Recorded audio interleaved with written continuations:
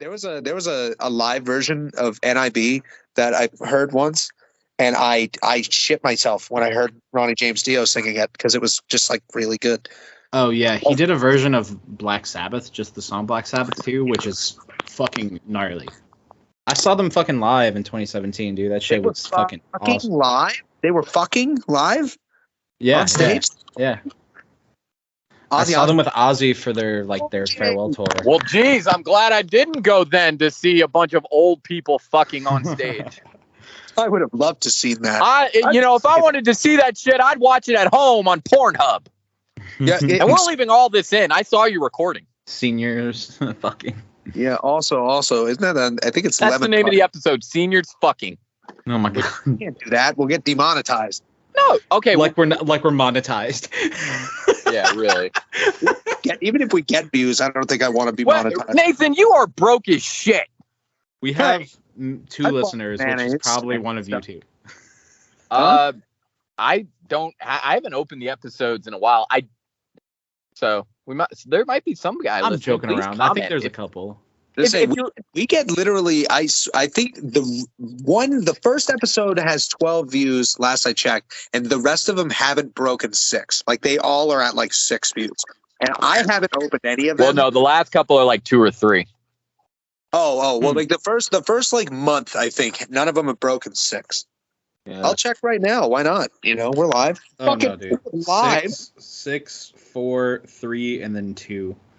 Yeah. Sorry, guys, but your episode performed the least.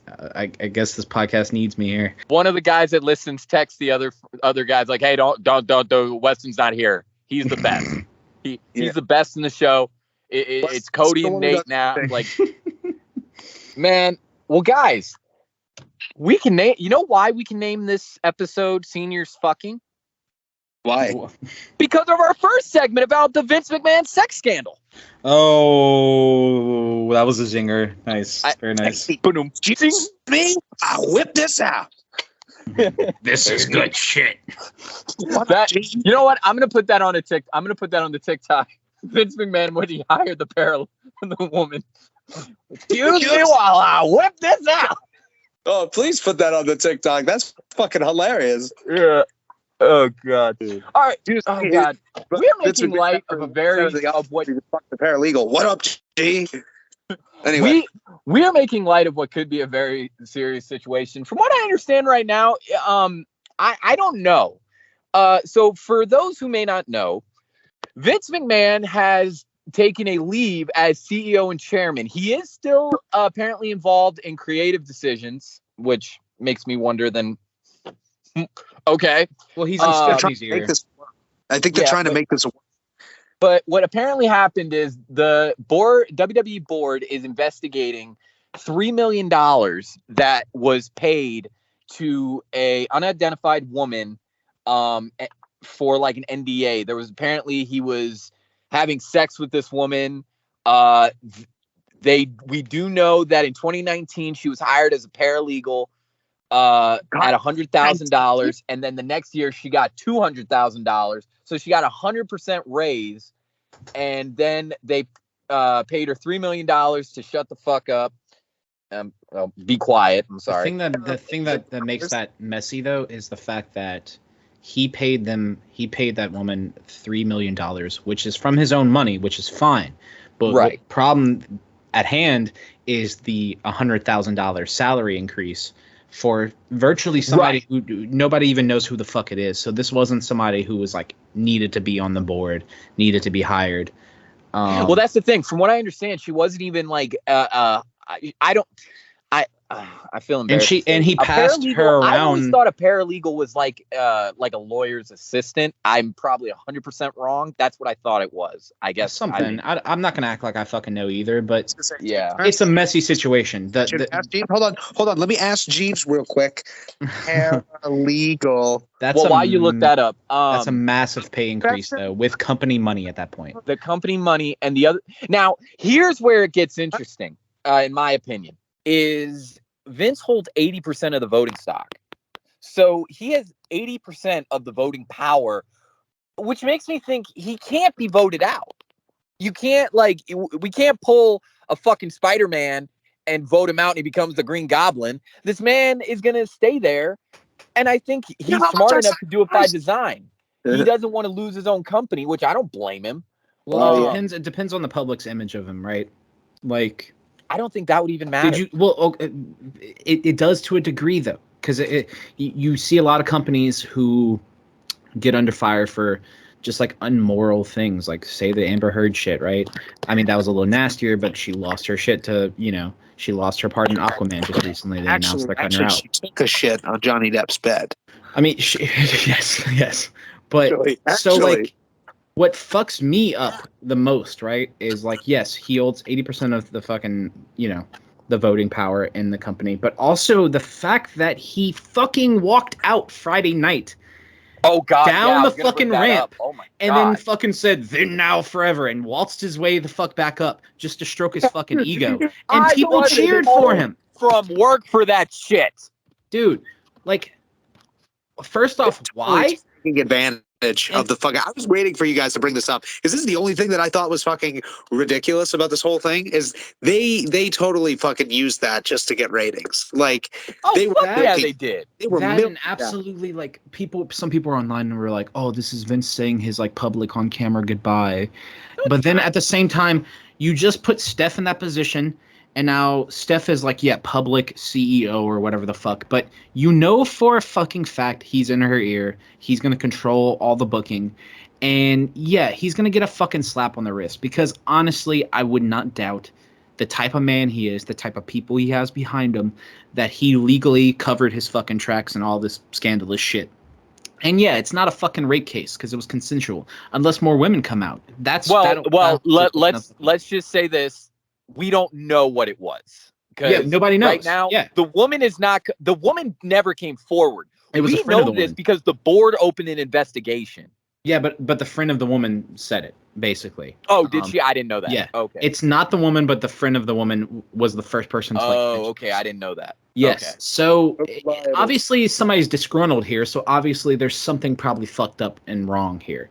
But if there's an NDA thing, you're not going to see more people come out. They're going to do this investigation. It's going to go nowhere, and he's going to get a fucking slap. Well, if it goes to like a civil trial or something, like I said earlier, what's going to happen? Is it fucked up that I want them to kind of take him down? Like, put WWE in the hands of somebody else. No. See, I was going to talk about. Well, let's talk about that. Selfishly, like, is it bad that I feel that way? Is it bad that I kind of like I laughed my ass off when I first saw the headline? Here's the thing for me. It's not, because I did too. I, as the only person in this podcast that still watches WWE, likes WWE. I do watch it because you put it on, and I'm like, I will quit watching WWE if it is sold to Disney or any corporation and it is not owned by a McMahon or Triple H. Yeah, I was gonna say you better put in Mr. Levesque there because the problem is, Disney has done great with Star Wars. I'm not a Marvel fan, but they seem to be doing great with that. And Disney, do you think Disney's gonna fucking buy WWE? Is that what you're getting? That's the rumor. Is everybody thinks they will, because that's not happening. That's not happening. Yes, it could. Disney owns NBC. I think they own NBC. Disney doesn't want WWE. If Disney would take WWE, well, there's rumors that Vince is interested in selling it. I promise you that the corporate motherfuckers that work there, that are in the entertainment industry, would love to fucking make bank off sell it. Okay, the board of directors, they'll sell it to Disney. So like in that case, right? That brings up an interesting question. If this shit plays out much further and something comes out about Vince, do you think he'll just fucking sell it and move on? No, I don't.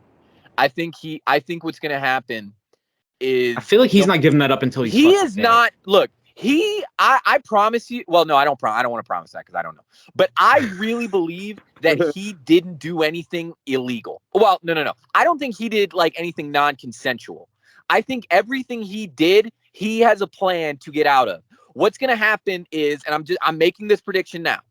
What they're going to come out that he did have sex with multiple women, that he paid them off with his own money, but he gave them corporate salary increases, which was at the cost of the WWE. So he's going to deal with the board. Like, he's going to come up with a deal with the board to basically come up with a fine. Vince McMahon will pay the board a fine because he's not going to fucking leave because he can't be voted out. They're going to fire John Laurinaitis, and he's going to be a fucking fall guy. So he's going to take the heat for Vince. I could see that. And Vince is going to move on with his life. I don't ever see him selling WWE, at least not at his own choice. If WWE ever gets sold to Disney or any corporation, it's going to be because Vince lost control. Yeah.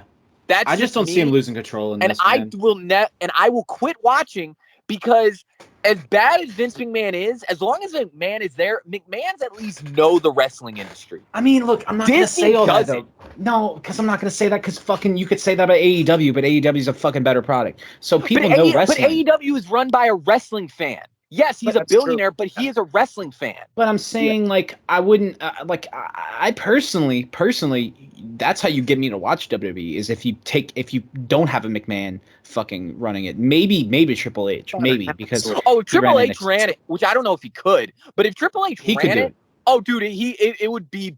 If I could pick anybody in that family to run it, Steph, Triple H, Shane, fucking Vince, like, I honestly sell it to Disney for who gives a shit. If you have just the right person running and booking it, it could still be a decent product. I wouldn't immediately flag it, you know? I don't know, because the problem is that I don't see a situation. Wrestling is not like every other form of entertainment. It's different. Oh, it totally is. WWE is the example, and how bad it is the example of what happens when you let Hollywood people who aren't fans of wrestling and who don't understand pro wrestling run a wrestling business. Yeah. Vince McMahon, yes, he's running it, but I believe he's heavily influenced by people, by entertainment, Hollywood people. Oh, if you gave them the full power, I believe it would be absolute dog shit. But that would be a very, very, niche scenario, is if it falls into the hands below him. Because if that does happen, the product's fucked. But right. It's interesting just to see how that would play out. That's kind of my thing. It's like maybe it's this morbid curiosity, but like all of this coming out about Vince now, it's just kind of like, man, I actually kind of like, I hope this plays out kind of bad in his favor, so we could see something interesting shake up the fucking product after all. Like, here's my concern about it, though. Here's the thing, like, how it's a weird thing. It's kind of like, Cody. You remember that one time? I'm bringing this up on the podcast, but I'm going to explain it.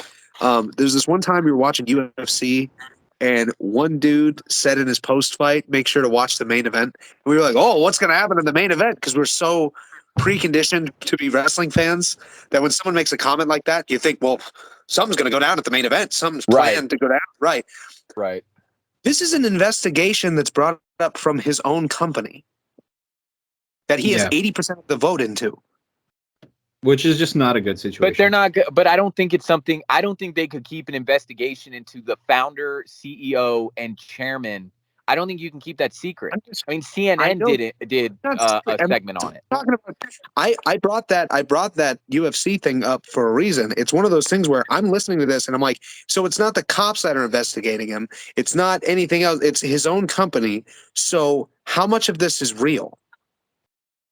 Oh, wait. The Wall Street Journal is the one that broke the news. WWE didn't make an announcement. No, that's not what I don't give a fuck about that. I'm talking about the people investigating Vince McMahon are his own people. Yeah. He owns them, technically. I mean, they're I believe it's 100%. Well, no. The board, okay. I don't know how these investigations work. He owns 80% of the voting rights on his executive board.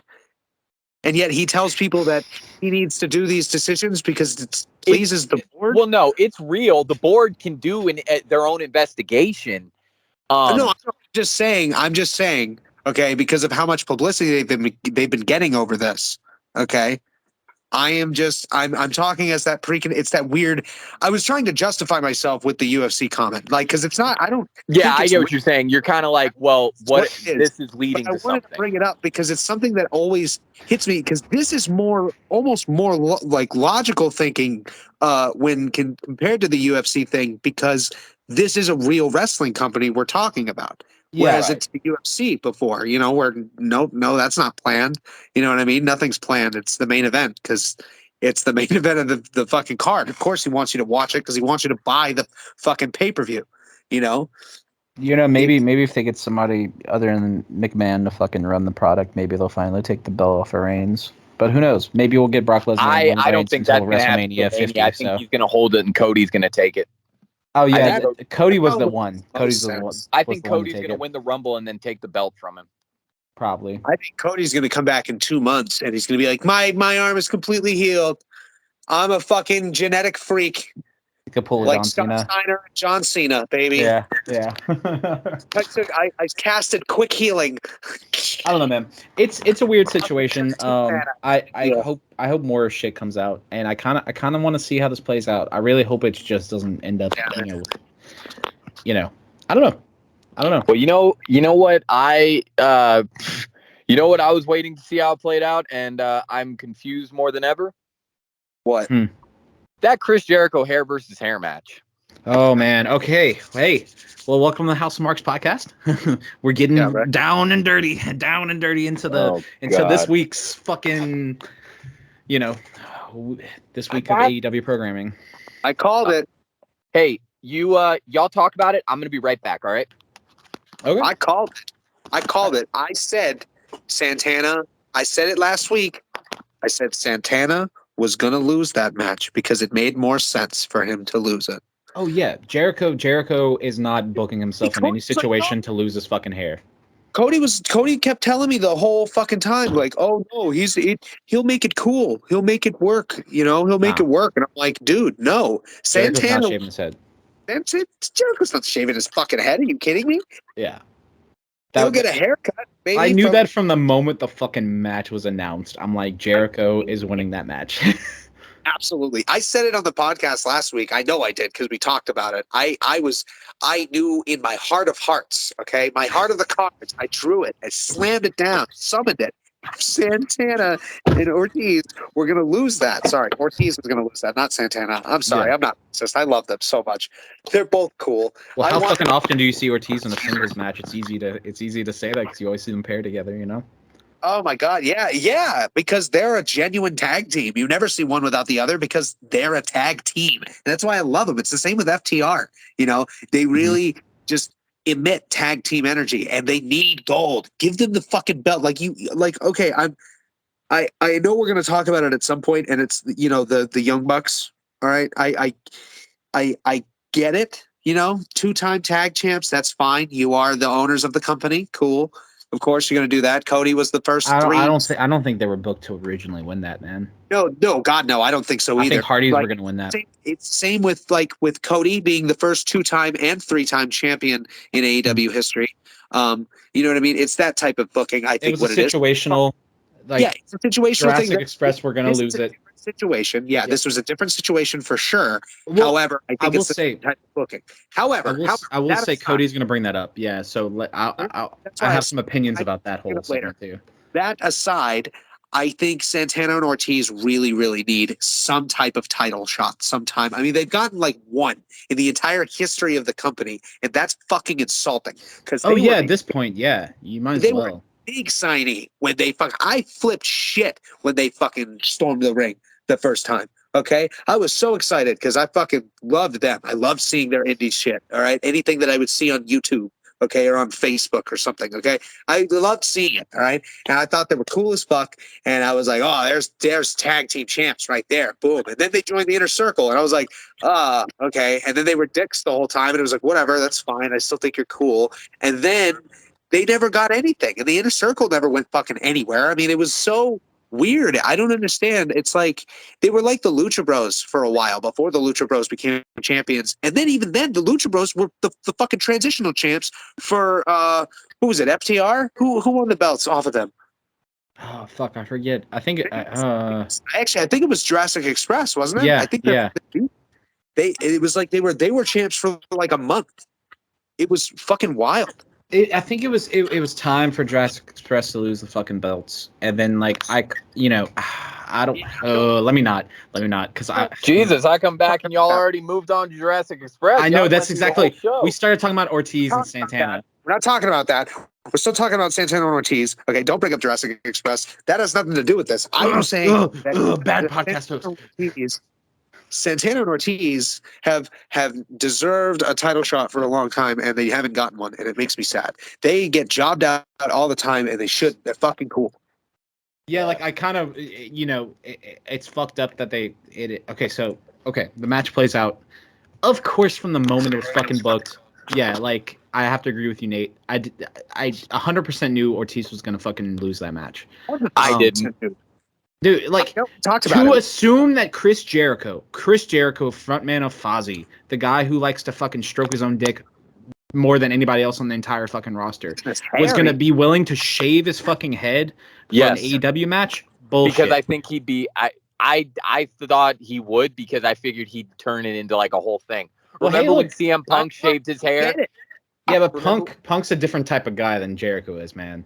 Yeah, but I'm saying, like, remember when Punk shaved his head and he wore the mask for a while, and then they ripped the mask off? He's like, "No, I'm bald." Like, I figured Jericho would do shit like that. He'd kind of make fun of the fact. Don't get me wrong. I would have loved to see that go the other way around. I would have loved to see Jericho lose, and like I think there's no flaw in you believing that Jericho could have possibly lost. But honestly, like, yeah, come on, man. Like, I don't know. Not have been the same, dude. It wouldn't have been. They needed Ortiz to get shaved because that way they can win at blood and guts. Not only that, but like half the time with these hair versus hair matches, it could be something as simple as he was thinking about shaving his head, and Tony Khan's like, "Hey, hold up, do it for a match." You know what I mean? Yeah. Right. That's what I was thinking. It's like, dude, it is what it is. All right. And it's like they had to be okay with it regardless. So either way, they were planning to shave their head. Mm-hmm. You know, I'll at least give him credit for opening the show with that, because I really felt like that's pretty much the best that match was going to do in whatever spot. Yeah. Oh yeah, for sure. But for sure. I don't know, man. I will say, because we're still on the topic, and I know it's going to be brought up, for like 3 seconds, I was shocked. I was like, wow, the loser door is coming out and turning heel. This is crazy. Yeah, I know, wow. Right?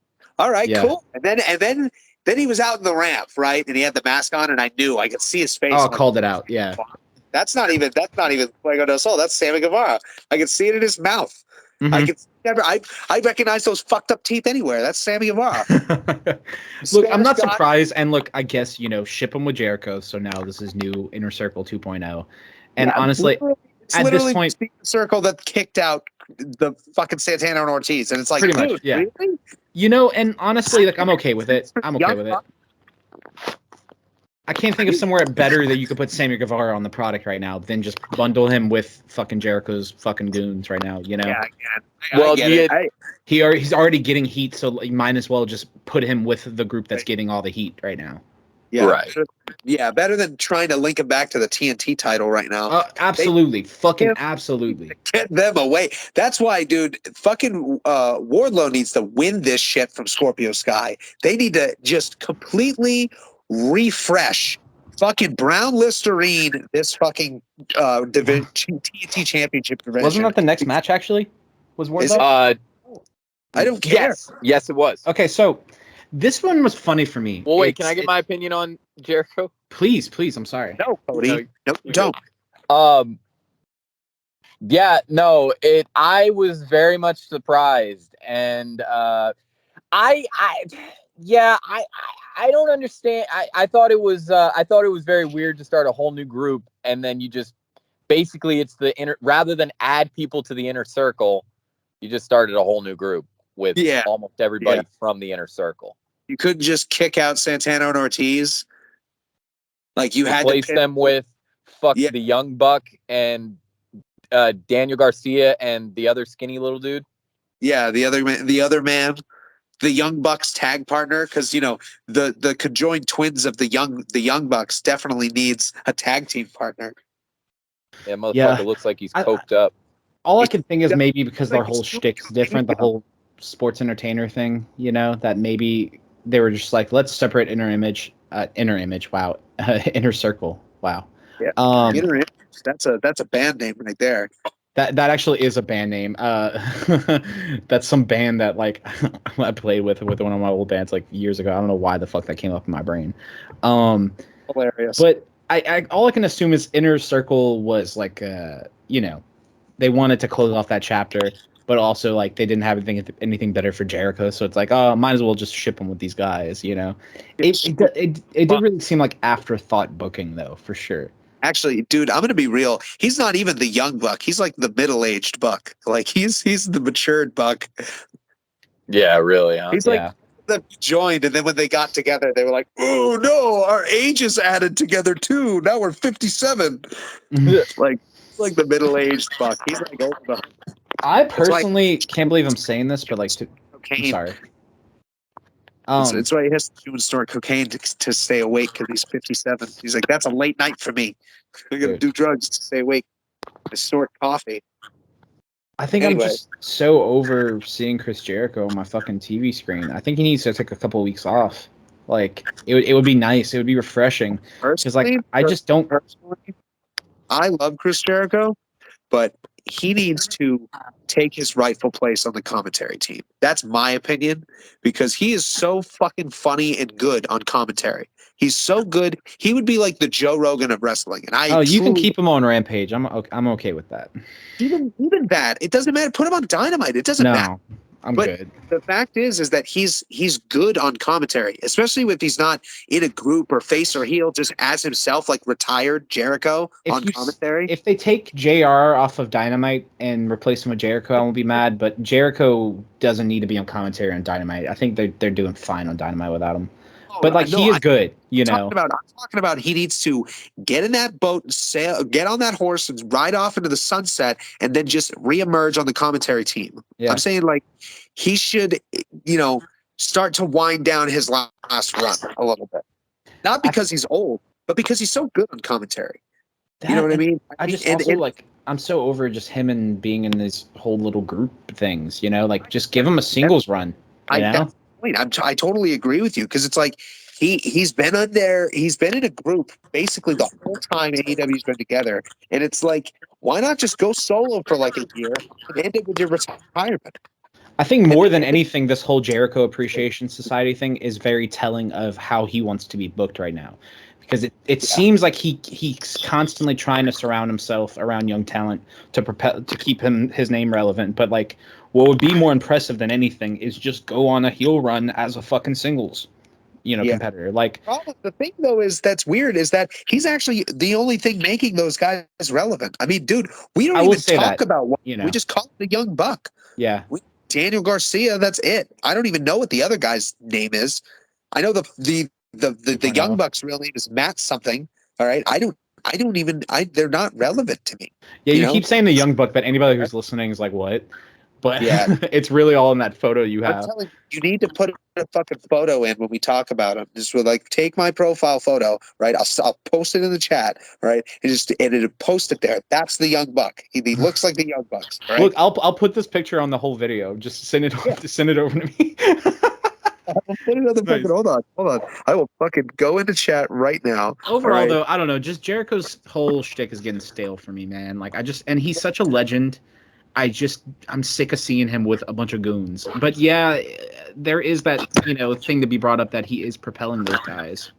Where else would 2.0 be on fucking the program other than getting just completely, fucking stomped on? But now they're paired with Jericho, so now they can get that heel heat, Right. So guys, let's move on to a match that I know. Oh my God, I didn't hate, but was very confusing. Wardlow in a 20-man elimination handicap match. How was that confusing? All right, I thought that was great. I'm confused because why? Wait, did they? Maybe I missed the beginning. How were they able to pin guys on their stomach? Because they were all pinned. Yeah, that was the. There is okay. I'm about to go on a whole thing. So Cody, I'll let you finish, but I have some opinions on this. So that was weird, but it's not a big deal. I'm not going to shit on the match. Some of those guys need to learn how to take fucking power bombs because one dude landed literally on his tailbone. Hey man, dude, some of those you got to also remember like some of those dudes were probably rookies that learned how to take a power bomb 2 days ago. Yeah, but dude, Wardlow looked gassed after like the 13th that he did because he had to go. Like, oh my god, he looked so gassed by the end of that match. Well, you gotta think about it. Reasonably so, yeah. At the end of every fucking segment for like a month straight, for like every segment for like a month straight, he was having a whole thing where he beat the shit out of all the security guards. He had to do that for like what felt like a whole 10 minutes. Right. I mean, oh God. I don't blame him for being exhausted. He's like Batista. I kind of almost wish they would have just went ahead and had the Scorpio Sky Wardlow match rather than that, but that's me. No, dude, they should have had it directly afterwards. Like his gas, and then Scorpio Sky comes out and says, all right, now you got to face me for the title. And he goes, bring it on, bitch. You're all gassed and shit. Let's fucking go. Then he just wins. Also, no, instead he sends Matt Hughes and Tyron Woodley to beat his ass. So that was the whole thing. So this whole segment starts off, and he's like, I'm taking you, I'm taking you to court or whatever, because you're having a trial because you beat up all these fucking security guards or whatever the fuck. So they announce this fucking match. The match proceeds to be the same thing we've seen Wardlow do in a ring already, but now there's a ref inside of it. Now they're calling this a fucking match. It's sanctioned this time. Weston. Yeah, it's sanctioned. Okay, and then that's gonna be all goes down, and then American Top Team, fucking Dan Lambert's up in the fucking little skybox talking shit, and then shows up. Yeah, Tyron Woodley's there, and whatever the other fucking guy was, and then they set it up like they're about to fucking attack him. From Jake Paul. What? I'm sorry. Tyron Woodley, fresh off his nap from Jake Paul. Yeah, like, and then I'm immediately like, oh great, okay, here we go with more fucking UFC guys. Like, I'm already over this. Also, the Undertaker of UFC, the dead man, Matt Hughes himself, resurrected from his career's grave, came in. I was so confused, dude, because neither of them made sense. I mean, I think Tyron Woodley is on American Top Team, but I'm not sure. Like, that's the thing that's weird is just like they're just like, these guys, and it's like, okay, are they on American Top? Anything for a pop, dude. Anything for a pop, like, and it's the same shit that they're following suit with WWE. It's like, let's put these fucking UFC guys in because that makes things seem legit. Oh, look, they're about to beat you up because they're UFC guys. Don't you know? Like, I don't give a fuck. I don't fucking care. Our guys are so much better than UFC fighters. It's like, I'm so over it. Keep it fucking separate. Like, I'll say that, dude. Like, dude, that's the point. I want Scorpio Sky to lose so that fucking Wardlow can be the Brown Listerine to just rinse this fucking title clean of all of the plaque and buildup of bullshit that is just plagued it. All right, this is the belt that has been immortalized by Brody Lee. All right, people they talk about him as the best TNT champion. And we've just been spitting on it for the past. He was the best. Miro was the second best. Miro was oh my god, God's favorite champion is still. So cool, ultimately,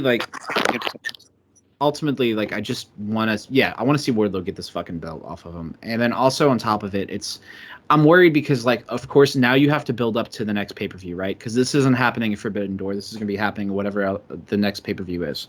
So no, I don't think it's going to be at All Out. That's not till September. Dude, I'm telling you right now, watch and see how long this program goes between American Top Team and Wardlow.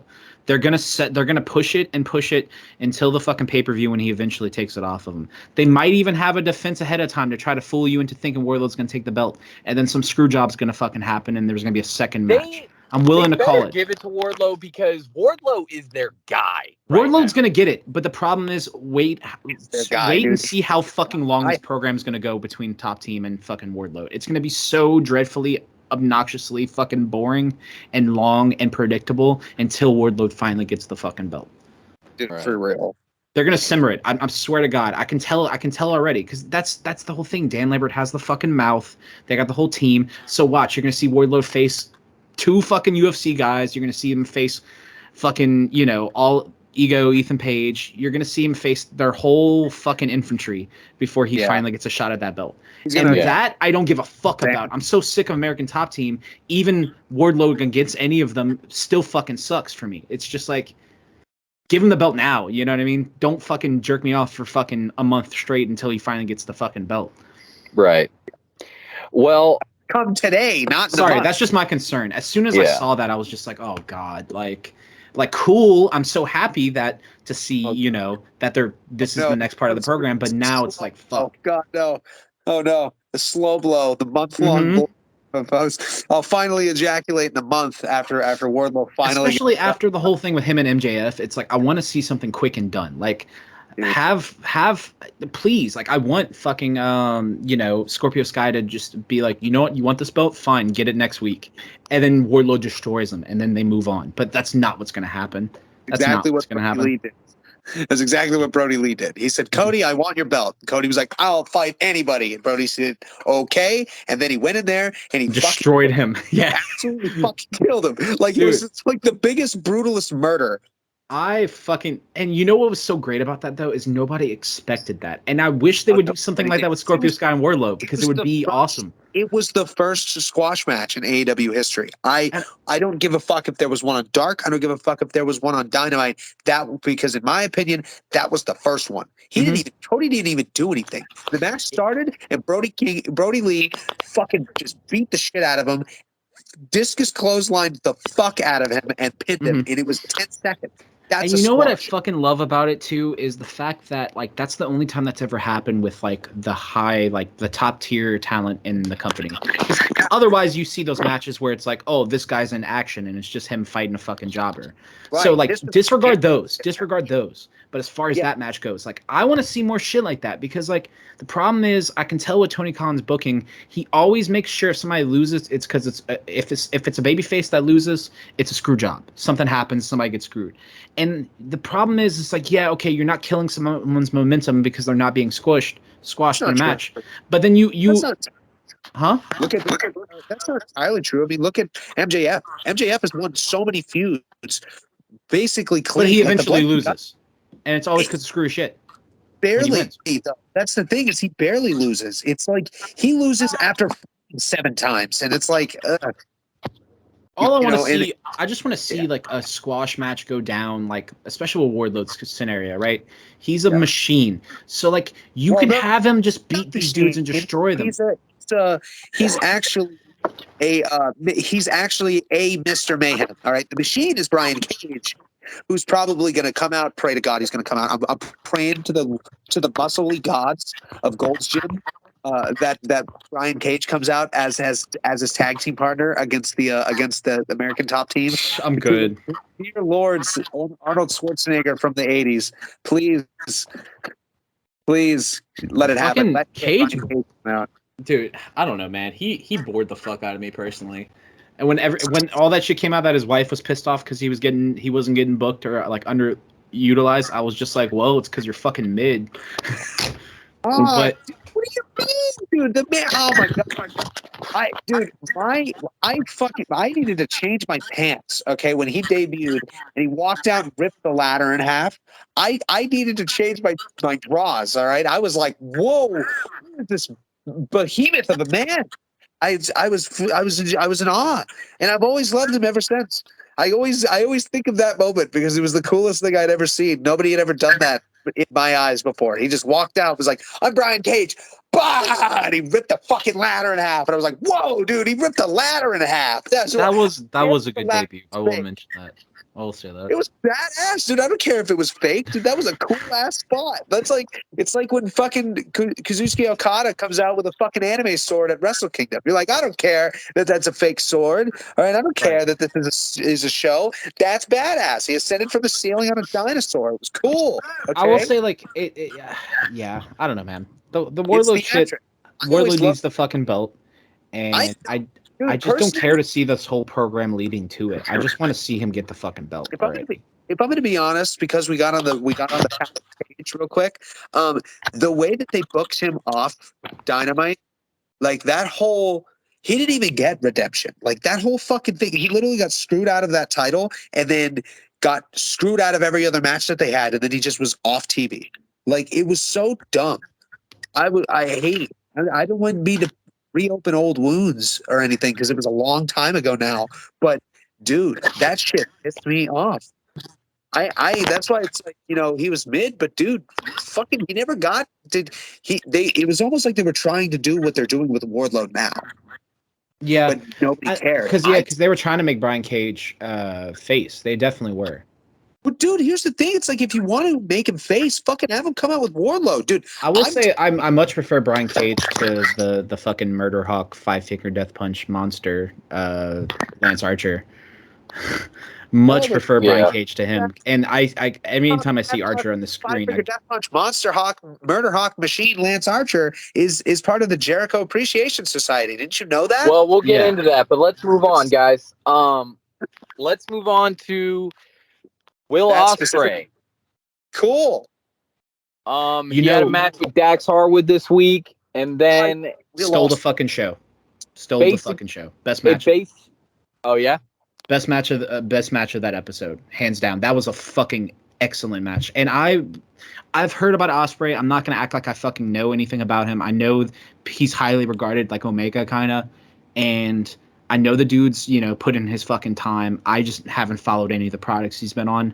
And I was kind of like watching the match like, okay, let me see how this is going to play out. And seriously blew me away. Like, they put on a fucking clinic. Have you ever seen the clip of him? It's actually like a really popular like TikTok or meme, any of the things, is when him and Kota Ibushi, when he did the Ibushi did like the super Hurricane Rana. He like springboarded off the ropes and Hurricane Rana, like him and Will Ospreay front flipped and landed on his feet, and there's like that moment of him looking back at him and shit. Everybody fucking memes it with like JoJo memes and shit. I don't know if I've seen that, but Cody hadn't either, and it blows my fucking mind because I see it like all the time on wrestling memes. Like they always bring it up because it's fucking hilarious. Like it was the one that's like he unlocked Ultra Instinct. The front flip landed on his feet, and then they stare back at each other, and it's like, oh. Dude, like, I'll give the guy fucking credit, man. Like, seriously, his match against Dax. And Dax has been fucking wrestling his ass off this year, man.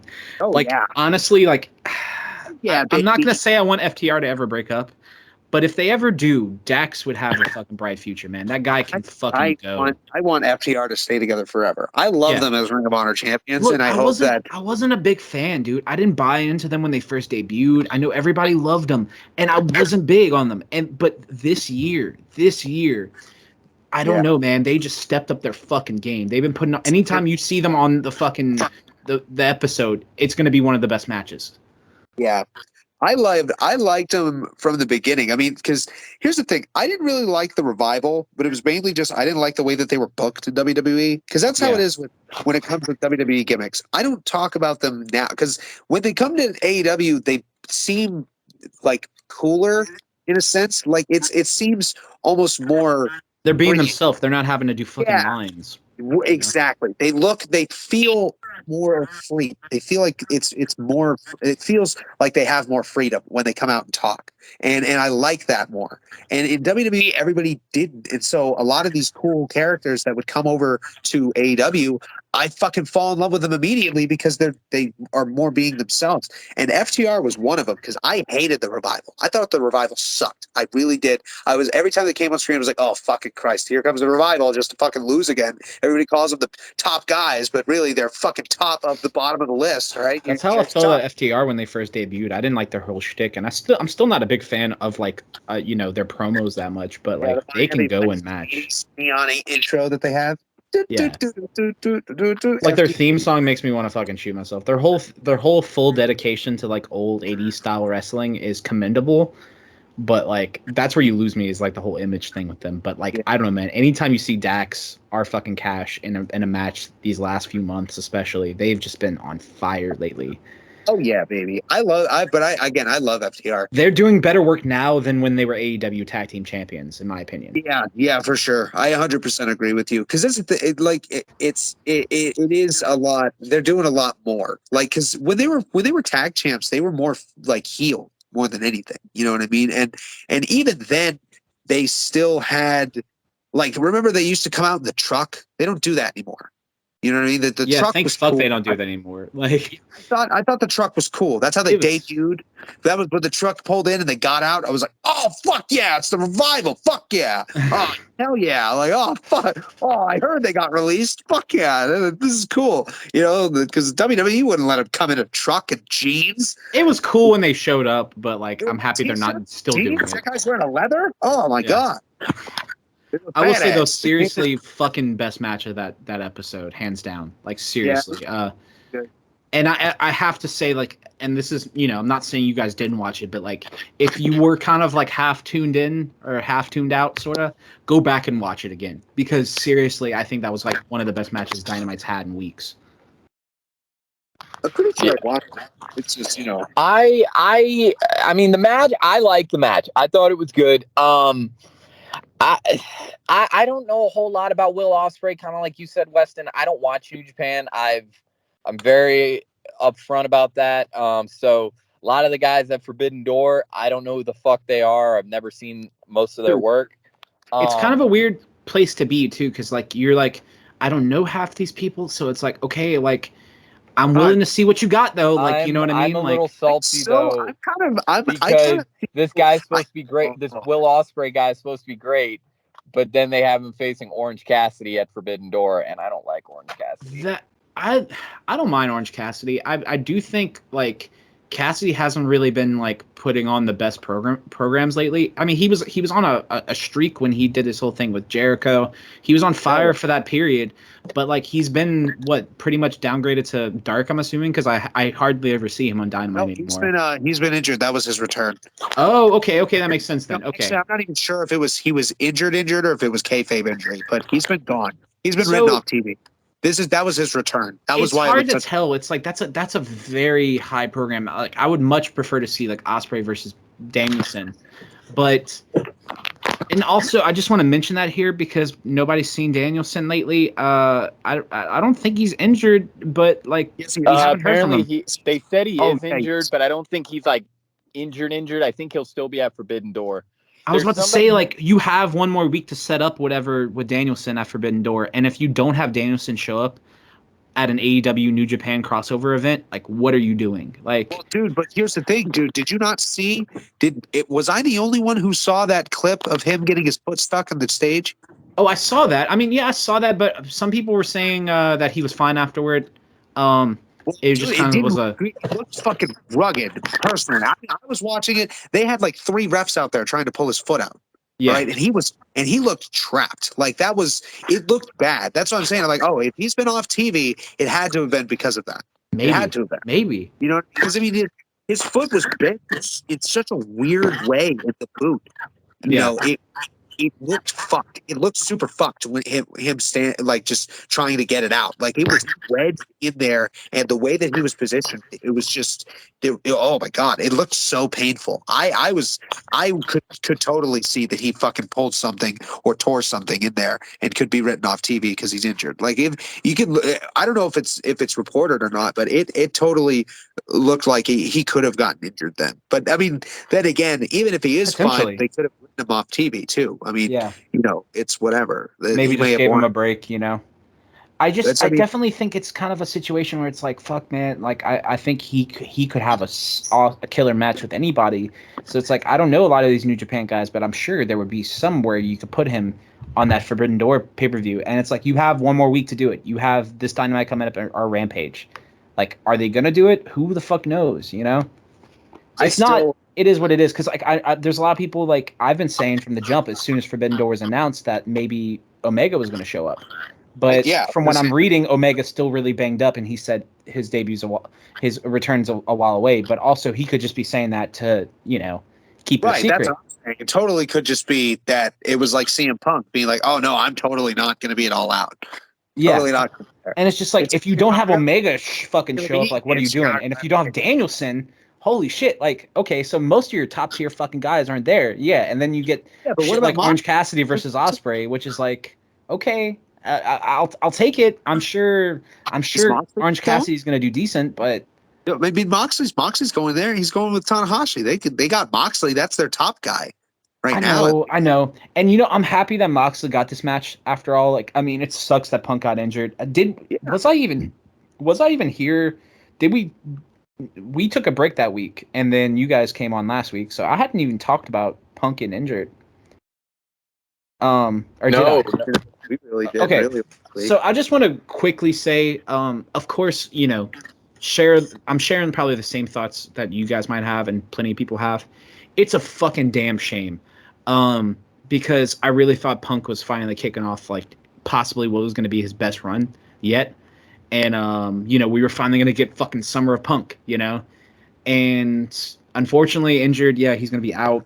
And I think honestly, it was smart to put Moxley in this position because Moxley can go into Forbidden Door, win the belt, and just keep the belt warm for Punk to show back up. Because you don't want to put the belt on somebody else who, could use the push, and then all of a sudden Punk comes in and fucking beats him. Because Punk's going to have that belt as soon as he shows back up. Oh, absolutely. So I think it's smart. I think there was people really shitting on it online that Moxley was in this position to like get the belt basically, but I think Moxley's the best guy for it because he's already had the belt. He can keep it warm. It doesn't hurt him to lose it when Punk comes back, and it doesn't hurt somebody else who could use the push, to just lose it when Punk comes back. So like I think it's smart booking here, and I think absolutely the match that he's gonna have for Forbidden Door is probably gonna be one of the fucking best matches of the night, and because Moxley can just fucking deliver. And absolutely. I think it's awesome, dude. I'm stoked. Like, as much as I want to see Punk with that belt, I'm actually excited to see the second, brief title reign of Moxley. Either that, or this was the thing that we talked about last week. Actually, we did talk about what a way to make Blackpool Combat Club look fucking sick, though, dude. Give fucking Yuta and Danielson the fucking tag belt. Have them win that shit from the Bucks, dude. Wait though, hold on. Let me introduce you to the thing that, because I thought the same thing, right? But let me introduce you to the thing that Cody kind of brought to my attention last week, which is what if Tanahashi wins the belt? He's not gonna. I don't know, man. But hear me out. I think he might.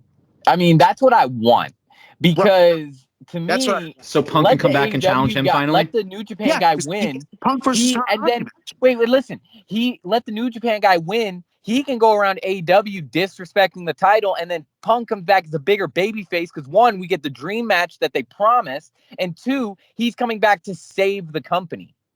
Yeah, potentially. I could see that. But then there's also the fact, though. Did you also see that he invited Punk to Wrestle Kingdom? He was basically like, "Hey, since we can't have the match, if you don't have anything going on Wrestle Kingdom," he said something briefly, and it got shared around. Well, here, listen though. Here's the thing. Here's the little T.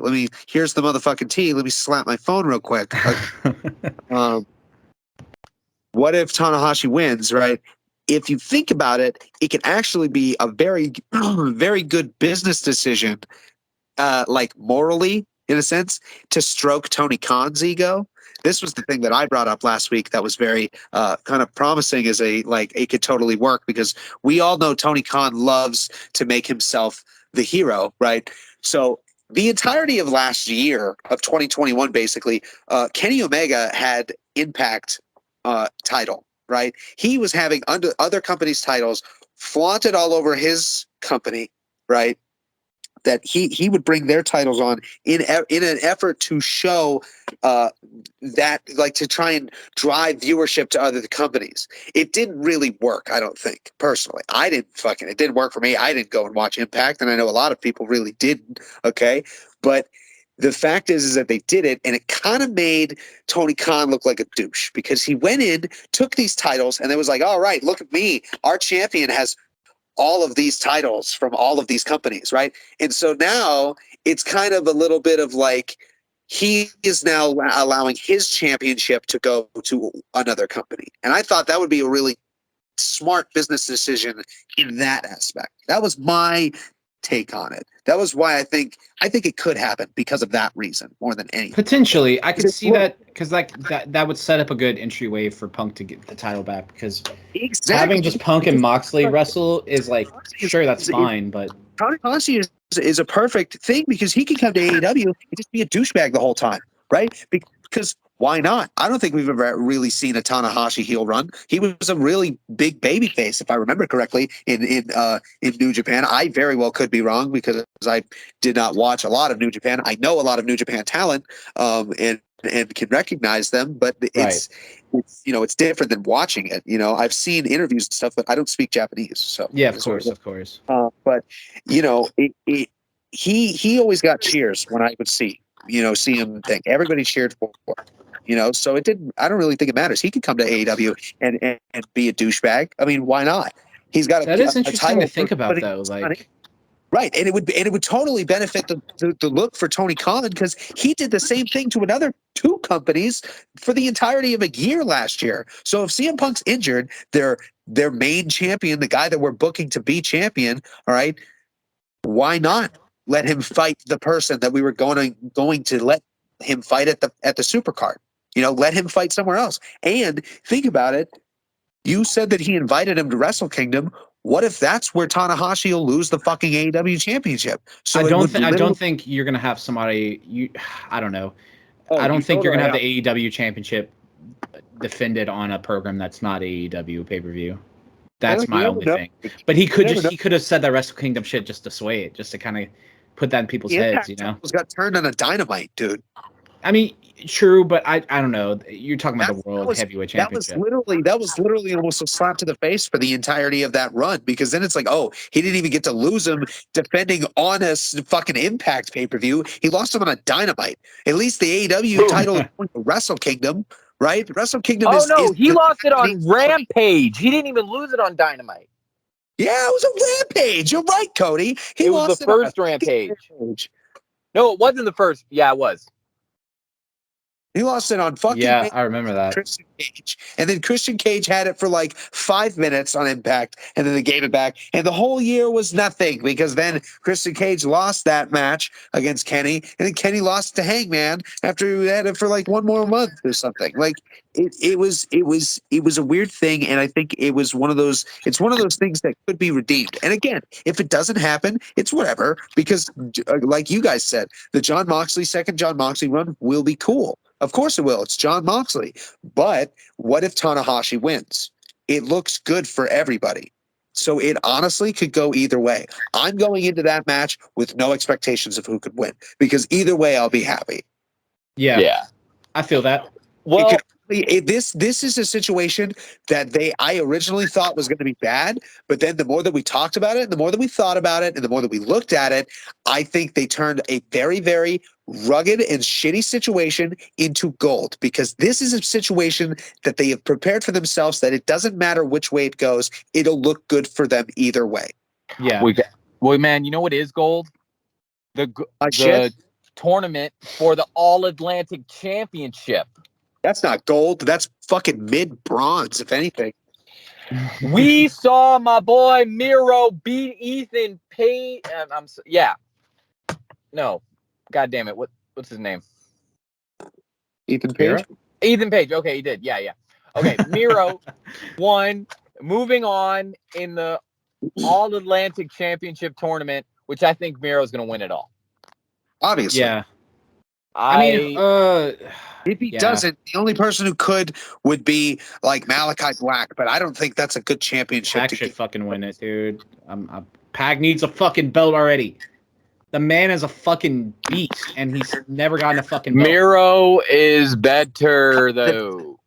That's debatable. That's very debatable. I just see Miro doing it because they're not going to give him the world title anytime soon. Until Punk comes back and has a reign, everybody else is just waiting in limbo for their opportunity. Yeah. It's just, I don't know, man. Fuck. It just bumps me out. Yeah. But I think Miro might do it, and this may be his new version of God's favorite, or I guess, I don't know, fighting God. Yes, he's becoming Kratos from the God of War series. Yeah. He's to become God. He's going to have a fight where he fights a spotlight. I'm excited about it. Next week, I think have they announced who the New Japan representative is going to be? I'm not sure. So it's going to be God. It's going to be God. He's returning to television. I have a feeling Malachi Black's facing who's he facing next week? It's not Penta. Ray Phoenix. He's facing Ray Phoenix next week. He's not facing Pac. No, because he's on the other side of the bracket. Yeah, it's not Pac. He's unfortunately facing Ray Phoenix, which doesn't make sense to me because I feel like Pac should fucking be in this tournament at the very least. He is in this tournament. He's facing Miro. Oh, okay. Wow, I'm so sorry. Wow. Okay. Yeah, no, Pac's in the tournament. He I forgot who he beat, but he moved on. He's gonna face Miro. They're on the same side of the bracket. Hold on a second. Malachi Black is facing Ray Phoenix, and then whoever wins that, which is gonna be Malachi Black, is gonna face the New Japan guy. And personally, I think because it's gonna be crowned at Forbidden Door, the New Japan guy is gonna beat Malachi Black. Right, that's what I'm saying. Like, so it's going to be Malachi Black versus the New Japan guy. So that means the New Japan guy is going to Forbidden Door. Right. And then it's going to be Miro versus the New Japan guy, and Miro's going to beat the New Japan guy. It's probably fucking Kota Ibushi.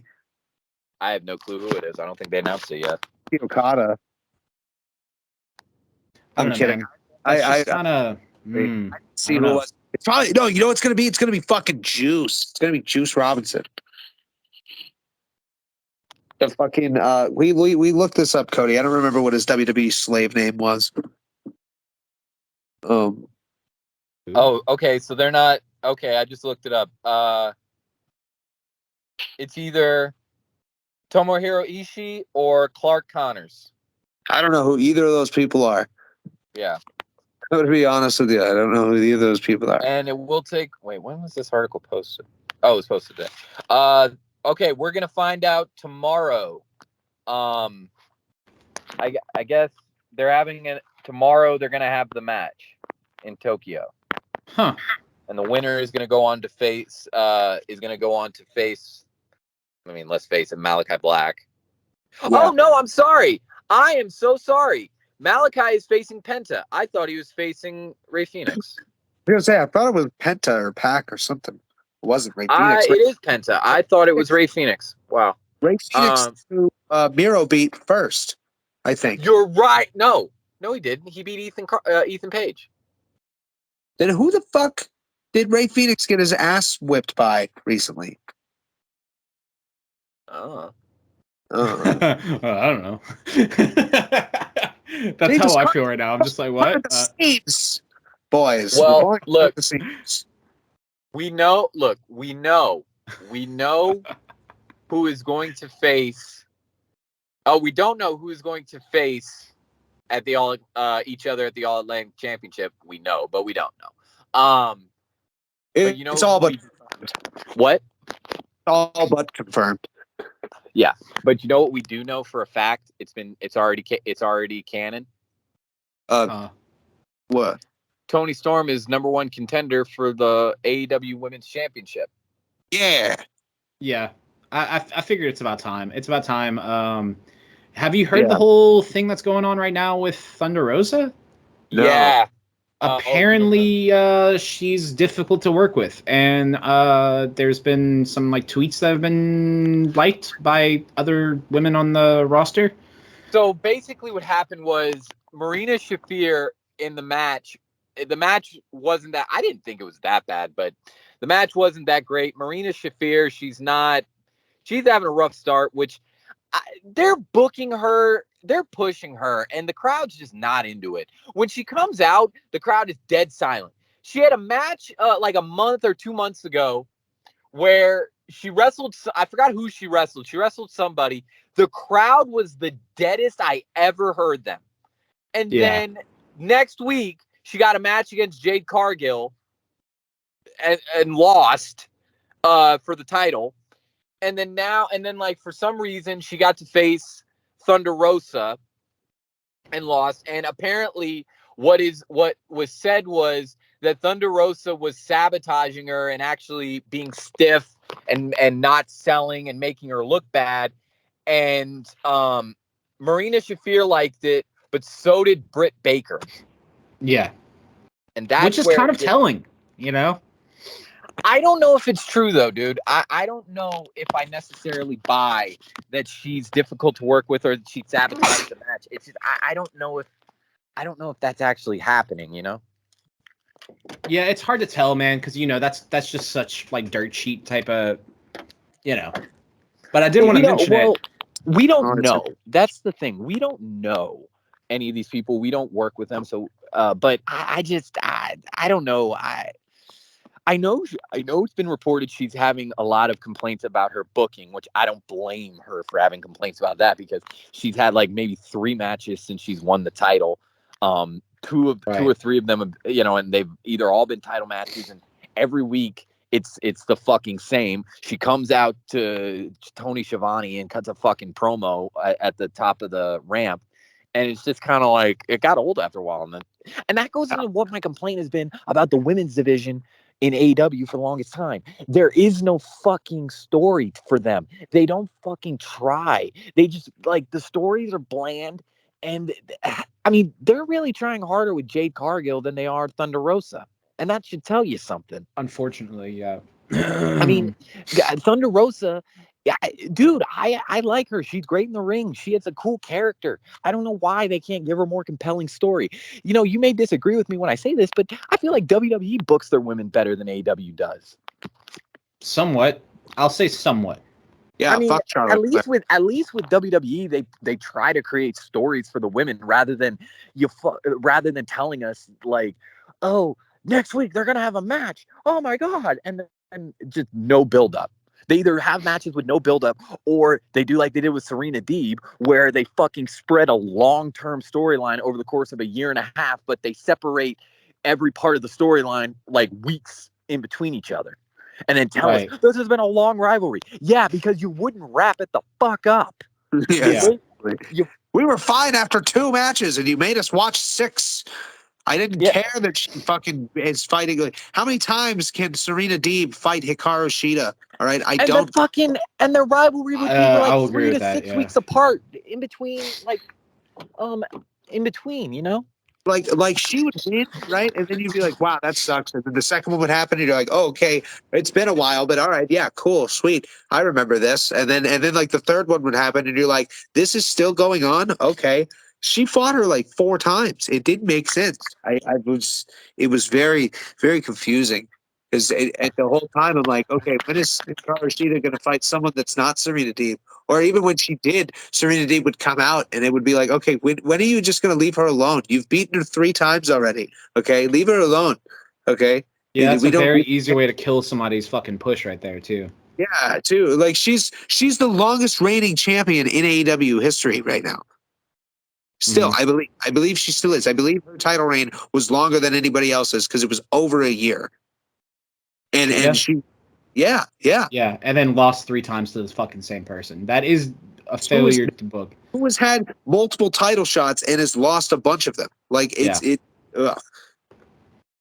they just keep to push her like she's something, and it's like, dude, you in my eyes will never be more than the person who was pulled from the crowd and got their fucking head shaved by fucking Luke Gallows and Chris Jericho.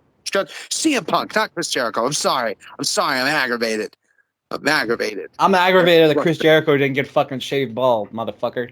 Yeah, we were talking about earlier. Chris Jericho's just word association, but still, she is no more than fucking straight edge society's fucking no name bitch. I don't even remember what her fucking name was then. Yeah, that's how significant she was. It's just she had hair now. There's definitely a failure of booking there, and it's hard to tell. Like, I don't know, man. I don't know. I think Toni Storm is definitely she's shown herself well, and I think, you know what, honestly, if they want to put the belt on her, I'm okay with it, honestly, because you could say that Thunder Rosa hasn't been booked that well, and like I would agree to an extent, but also at the same thought process here, I also think that she's not delivering as well as she could either. Her promos are pretty, half-assed, Also, I think we lost Cody. No, I'm here. My phone was dying, so I came in where Nate's recording, so I'm just going to use his mic. Oh, okay. Zach, you can still hear both of us, right? Yeah. Okay, good. So, I don't know, man. It's just, that's a rough situation. I think honestly, if Toni Storm wants to take the belt, though, if they want to do that, like, I'm fine with it. I think she could have a really good fucking run. Yeah, but I still think it's one of those things where I think what they're doing is they're kind of well, let me restart. I hope what doesn't happen is that they just kind of bury her after this, because this is the trend of ex WWE stars where they get their little push, they get their title shot, and they don't win, and then that's it, and then they just kind of go about it. Because they did that with fucking I mean, she wasn't ex WWE, but what's her fucking name? The one that's paired with Britt Baker, and I'm normally hold on, fuck, the Jamie Hayter. She had a buzz going on as soon as she joined, and then she just became fucking Britt Baker's lackey. I actually literally did not know she debuted as Britt Baker's lackey. I know, but that's the problem. You know what I mean? Like, there was a hype when she came in, and they didn't even do anything to fucking follow that through. Or you look at Ruby Soho, who got the title shot and immediately fucking lost. I was gonna say Ruby Soho, Bryan Danielson, and Adam Cole were the ones that I was thinking of. Where they have to push, and then they get their title shot, and then they lose, and then that's it. Adam Cole is still trying to get his title shot, which I think is so weird. Yeah. But now he's trying to get his title shot at a different belt, and he's not getting it because Jay White doesn't want to fucking fight either of them. He doesn't want to fight Adam Cole or fucking Adam. That goes into the next segment. Oh, great! I'm so good at segues. Read off a sheet. Actually, no. I was literally thinking about it. That just came to me. I can't even read. I actually was saying it and looking to find it, and I didn't see that it was there.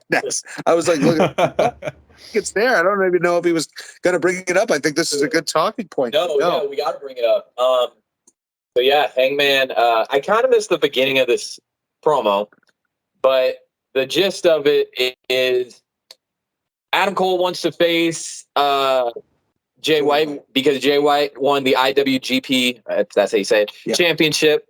And then I know when it was Okada, Hangman wanted the belt.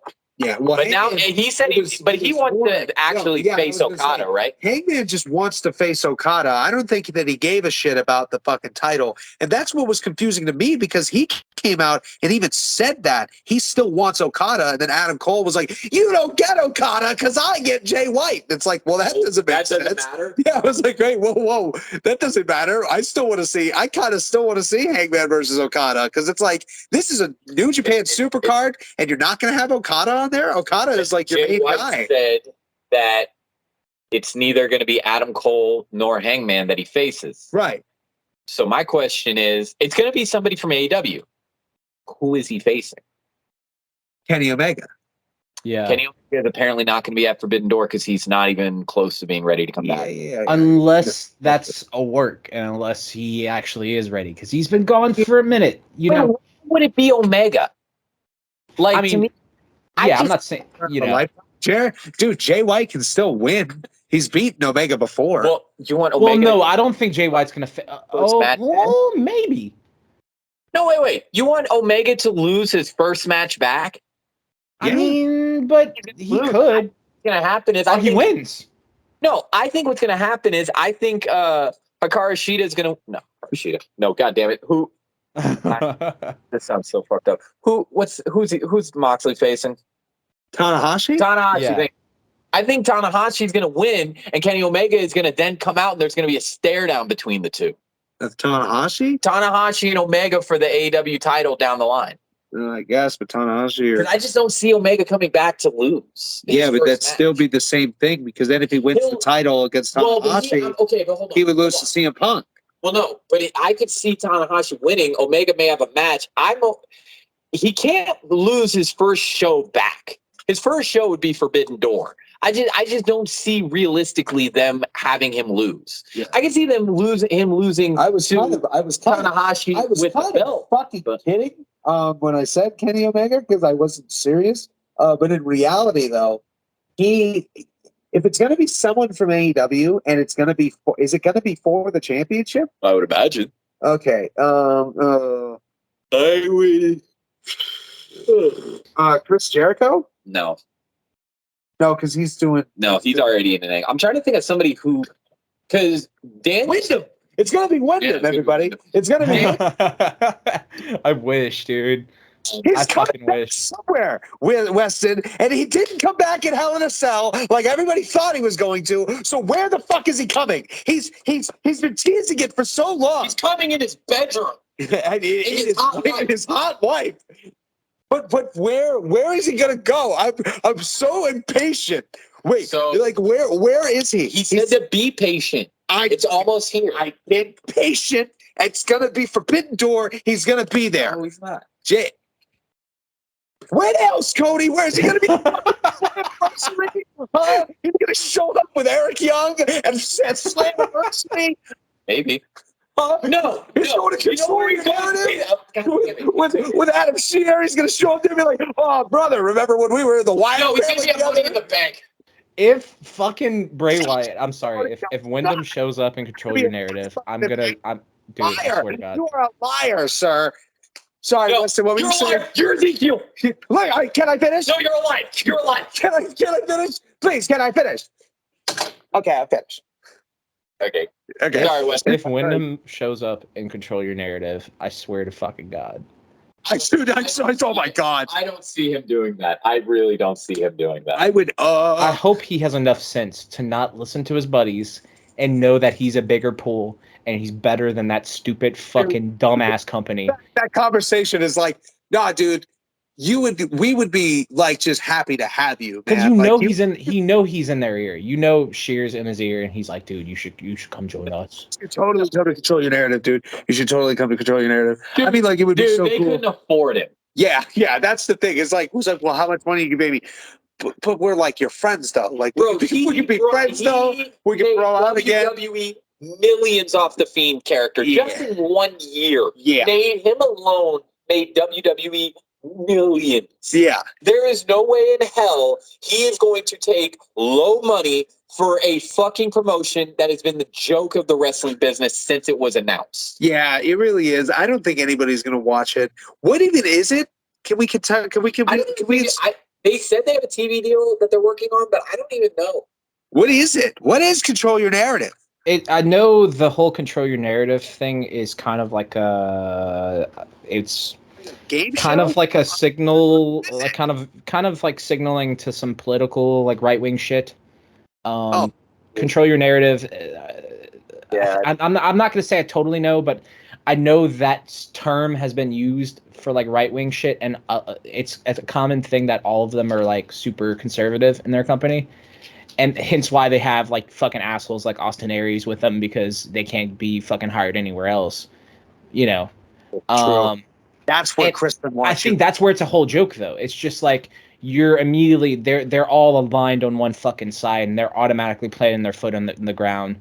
And then their whole stupid like fucking no super kicks rule, like they can fuck off, dude. That shit's gonna fizzle out as soon as it begins. It's not going anywhere. It's not gonna be a serious company.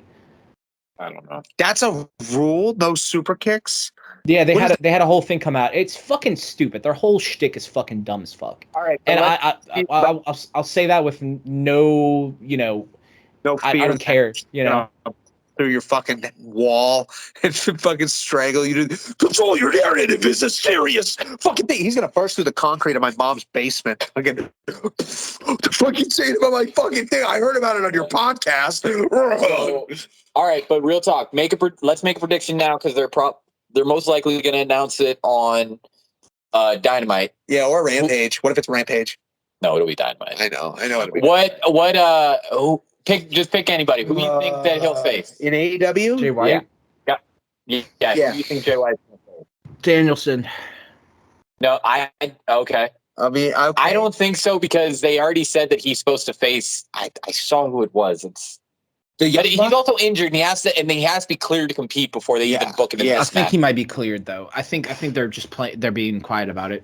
Who else? Who the only guy I could think of is, like, off the top of my head, is Darby. No. If you're gonna go that route, I think like Adam Cole, dude. I think they're gonna imagine Adam Cole's gonna fucking lose it and just fucking start beating him up on Dynamite, like, and then by Rampage he's like, "Fuck you, okay, fine, I'm gonna face you." No, but Adam Cole is not gonna face him. He said it's not either of them. I know. Look, but they could always say that, and then all of a sudden Adam Cole loses his shit and fucking beats him up or something. I mean, maybe because I thought about possibly them doing a triple threat. It's gonna be Wyndham. But It's gonna be Wyndham. I'm telling you.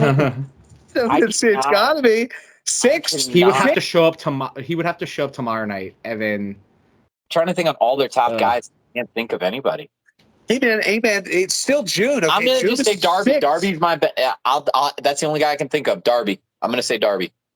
Darby's in a thing right now. Who with who? Fucking, he's in an angle. With the fucking because Sting came back last week. Oh fuck, he is in a thing. He's in a thing. He's in a thing. He can't be bothered. All right, he's in a thing. MJF. Matt Hardy. No, it's not. That's like I don't know. Okay. Do-rag bits. It's gonna be do-rag bits. He's gonna go, excuse me while I whip this out. He pulls his cock out. I cannot for life anything anybody. Pays $3 million. Dude, this is so I'm like, who I don't know who else they could face. Yeah. I don't know who's injured right now or who's been injured or gone. I can't remember. There's too many talented people. Is it Malachi Black who's in a thing? I know he's in a thing. He's in a thing. He's not going to face him. Yeah. Yeah. Oof. Well, okay, I give up. I'm trying to think. I want to keep thinking about it. But we'll tell you what. Let's do the prediction at the end of the show because we need to move on. Yeah. We'll make because we got one more segment of Dynamite. Then we're going to talk about one more thing because Weston didn't get to talk about it last week. And then from there, before we sign off, we'll make our final guesses. Yeah. Okay. Okay. Let's move on to Jurassic Express versus the Young Bucks. Y'all started to talk about it earlier. This was unfortunate because it was supposed to be a triple threat ladder match. Unfortunately, Jeff Hardy got drunk, got pulled over, and got arrested with a third DUI in 5 years. Did you see the clip of him at his concert the night before? And he was like, "Whiskey's my best friend, but also my worst enemy," as he takes a sip, wearing the same shit he got busted in the next morning. Yeah. He ended up. Have you seen the dash cam footage? It's kind of. Oh, it was bad. It's sad to watch. He was. I couldn't even watch it all. I thought it was like I watched it. I watched it. It's a shame, man. And nobody can help himself. Nobody can help him but him. And according to Tony Khan's statement they put out, basically he's suspended until he's clean. And I think that's the right way to go. People were saying that like, oh, maybe he'll finish out the match. Nah, it's something like this. It needs to be taken seriously. They're not going to just let him fucking perform. That would make the company look bad. The thing was, I kind of what I had predicted was they were going to let him perform the match and then like book him to be injured so they can write him off TV. But the way they're handling it, I got to say this: credit to AEW. Dude, I will give them this. They're better than WWE because they let Jimmy Uso fucking keep competing when he got his arrest. Oh, dude, and Jimmy Uso fucking... He didn't miss a show. Jimmy Uso fucking squared up to a cop and then showed up at the pay-per-view that weekend. Yeah. Like, that shit... and that video is fucking hilarious. I've seen that dash cam. That shit's fucking funny. I laughed my ass off at that. What AEW is doing that's good this shit was fucking funny. AEW is actually telling Jeff, look, you're not coming... We're not going to pay you. You're not coming back until you finish treatment. Yeah. And he's apparently open to it. I don't know if Jeff Hardy was fucked up. Apparently, when he was in WWE, the drug test came back negative. I don't know if I don't know. I bet it was just alcohol, dude. It was probably it was probably on and off, dude. He's had multiple vices. They said painkillers a while back, and then with the thing is that shit'll stay in his system though. The problem I have is they would get him a drug test. I can't be one of those guys who just condemns him because I worked with people who the dude has his demons. That's at the end of the day, and work with people who had drug issues and alcohol problems. And yes, there is a point where you got to let they have to fix themselves. And if they are this is my advice to anybody. If you have a friend, a relative, someone in your life who is addicted to drugs or alcohol, be there for them. Now, when their behavior starts becoming toxic to you, you are not wrong to cut them off because you have to take care of yourself first and foremost. But as a fan, I gotta say, I don't want to just I don't want to condemn the dude, because the problem is, it's like, yes, he is, like, something has to be done. He has to wake up, because we had an incident a couple months ago where fucking Sonny killed a guy. Yeah. While driving drunk. So before that happens, Jeff has to change his life. The problem is this, though, is, okay, we're a wrestling podcast. The wrestling side of this, right? Yeah. Booker T has a lot of hot fucking takes, and usually I hard disagree with him on a lot of things, but he talked about it recently, and he was kind of quoted. It's like, AEW didn't put the bottle in his hand, but you have to look at the way they've been working him as soon as they hired him. WWE, they booked Jeff Hardy like shit. I mean, the whole bar match, like, fucking stupid as fuck. But yeah, I will say they've spaced out all of his big spots that he was going to have. His real, like, you're putting your body on the line type of matches were always spaced out. Now, as soon as he's joined AEW, for the last fucking, 2 months he's been on, 2-3 months, he's been constantly, like, doing, like, these crazy fucking spots, doing these crazy matches. And you have to think, man, those spots hurt. You know what I mean? Like, you're traveling constantly. If you have demons and you're doing these crazy fucking matches and you're on the road, those demons are going to show its face. So realistically, like, okay, he gets clean, he comes back. At that point, he needs to work fucking part-time. People are saying he should quit. I don't look, if the man wants to wrestle, let him fucking wrestle, because he can still fucking go. Oh, yeah. But the thing is, you need to be smart about this, because honestly, when I read that quote, it kind of was very telling, because, like, look at all the matches he's been in. Like, you know, he did that whole fucking crazy spot off the ladder, and then the match with Bucks, and then his match with Darby, and then they said he was banged up. And then the very next match he's booked on, like 2 weeks later, is supposed to be this triple threat ladder match, which obviously Hardys were going to win it, because Bucks, there's no reason for them to get the championship. And we'll talk about that. I'm sorry, I don't want to get too deep into that, but we're into that. Are we? Is that pretty much the segment? Yeah. Okay, so that's what we're talking about. Evidently, I just feel like, I don't know, man. It's fucked up. It's unfortunate, but also it's like kind of like, yeah, like, I don't want to see him get clean, and then you can't just be putting him in these crazy fucking awesome matches right off the bat, because maybe that's cause of some of the problem. You know what I mean? As much as I don't want to say that as a wrestling fan, as much as I want to see him go on this killer last run, he couldn't keep it together, and he's only been with the company for a couple of months, you know?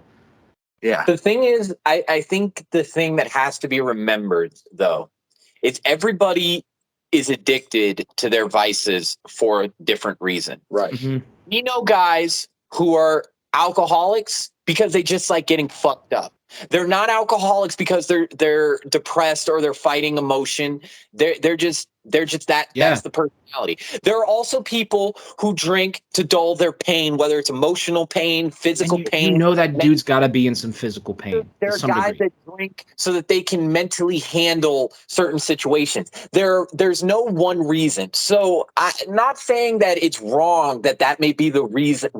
Like Jeff does all that because he's working all these matches and hurting himself. But at the same time, we don't know, why. Explain to me, because with those same people, what I'd kind of on the flip side say is, he has a drinking problem. He needs to quit wrestling. Well, Scott Hall fucking had a drinking problem 20 years after he had Yeah. Like that could definitely the demons are there regardless. But I do also think, like, when he gets clean, right?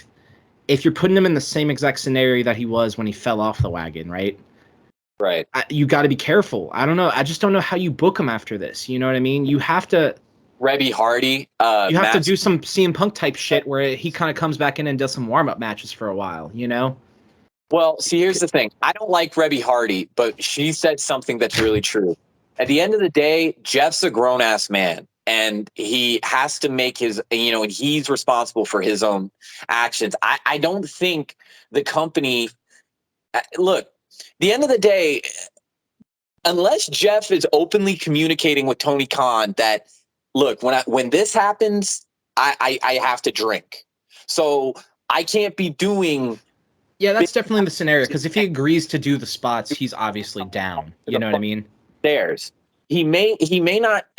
I don't know. So if he tells them, no, that's not why I do it, I'm good with doing all this, then they're going to book him to do that shit. And I don't think they should stop it, because what if that isn't what's causing his problems? Yeah, and I'm not saying it is by any means or any stretch of the imagination, because it could very well not be the scenario. And I'm sure once he's clean, if he does come back into the company, he's getting booked again.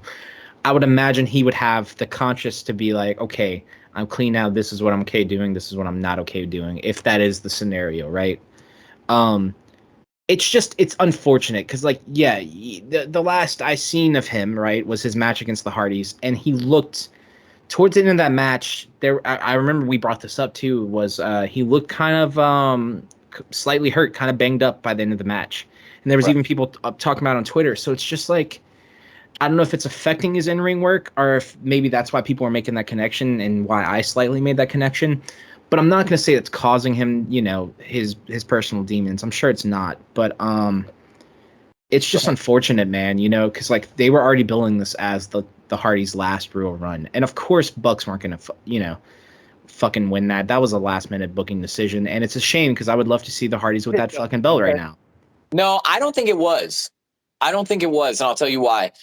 I think that they were going to have either the Bucks. I believe either the Bucks or Hardys were going to go over, and it was going to, and they were going to. It's going to be like a trilogy setup. Title, because they've been hinting at Christian turning on Jungle Boy and Luchasaurus for a while now. For a long fucking while. I mean, they did that whole spot in the ring where Jungle Boy looked all disappointed, and Christian, like, came up behind him and kind of took a minute to console him, and everybody was like, "What the fuck?" Like. And I was watching with my girlfriend. I'm like, they're setting up. He's gonna turn on them, because, like, the camera's on them for way too long after this fucking match. They're hinting at it right now, and they made it obvious. You know what I mean? Right. I'm pretty sure that was planned. Maybe it was going to be Matt and Jeff that won the belts. No, that's what I'm saying. I think Matt and Jeff were going to win. That is my point. I think Jurassic Express were set up to lose regardless, because Christian was going to turn on them. That was booked. Now you have Jeff fall off the wagon. Of course, you're not going to have Matt go and compete, because you can't just put him with another guy, because you could, and it would have been a fine match. You could have had Matt and fucking Darby fill in, but then they're not going to win, so you might as well not do that. So what's the next best thing? Okay, you have to give it to the Bucks now, because we're already setting up the heel turn because of, Christian. I think Bucks weren't set to win that. I think Hardys were going to win that fucking belt, and they were going to go on a good run, but now we missed out on that. You know what I mean? Yeah. Man, just final note, unless anybody has something else they want to say on it. To me, Jeff, get better. But I want to just say to the Jurassic Express, because, let's talk about that. I think it's weird that it's whatever that the Bucks are 2-time champs. Yeah. Shit kind of happens, I guess. Right. But I'm excited though to see Christian versus Jungle Boy. I'm wondering what Luchasaurus. That's the thing. Is Luchasaurus gonna side with Jungle Boy, or are they gonna? I would imagine he would, just because that's like that's. I mean, never know, man. That'd be some WWE level shit if they split up Jurassic Express after. Yeah. I don't know, man. It's a weird scenario. My biggest thing I see from this is just, like, I kind of want to see the Bucks pass the belts onto a tag team who's deserving of it, and they could elevate another tag team if they would lose the belts to somebody else. Because I don't want to see another fucking 6-month-long title reign with the Bucks. I don't. They're fantastic in the ring, but, like, I'm overseeing them with the belts. I've been over it, I'm sorry. Oh, we were in the House of Black. It could take it from him. Yeah. Like, and I would be fine with it, because it'd be interesting. It'd be different. You know what I mean? The Bucks have nothing they can do interesting as heel champions again. Right. I'll tell you in a minute. All right, let's move on, guys. Okay, so that pretty much ends this week of what we have to talk about this week. What I was going to bring up is Weston didn't get to talk last week about the MJF situation. And I was going to give this time for him to kind of give us his opinion. Yeah, that's a situation. I don't know, man. It's kind of weird because, like, of course, I thought it was all the work, and the promo was masterfully done. People are comparing it to the pipe bomb, and I think it was just as good, honestly, for many reasons. But very interesting what's happened since, because he's been, basically nowhere on programming, and taken out of the intros. There was a whole thing that I'm sorry, maybe Warner Media or whoever owns TNT and whatever kind of didn't want to advertise them. I don't know if that's just fake dirt sheet bullshit to kind of make this work seem less like a work, but it's interesting. It's interesting. He really laid into fucking Tony Khan in that promo, man.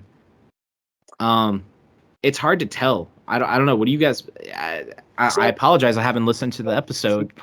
Okay, so me personally, the point that I brought up is I think it was one of those things where it's one of these weird little crossroads where they blur the line of a work shoot. Yeah, a work and a shoot, a real work shoot. Okay, It's one of those things where I think a lot of the stuff that they're talking about is real situations going on behind the scenes. However, as far as the promo goes, Tony Khan knew that MJF was going to go out there and say whatever he wanted. I think. I think he probably gave him the mic.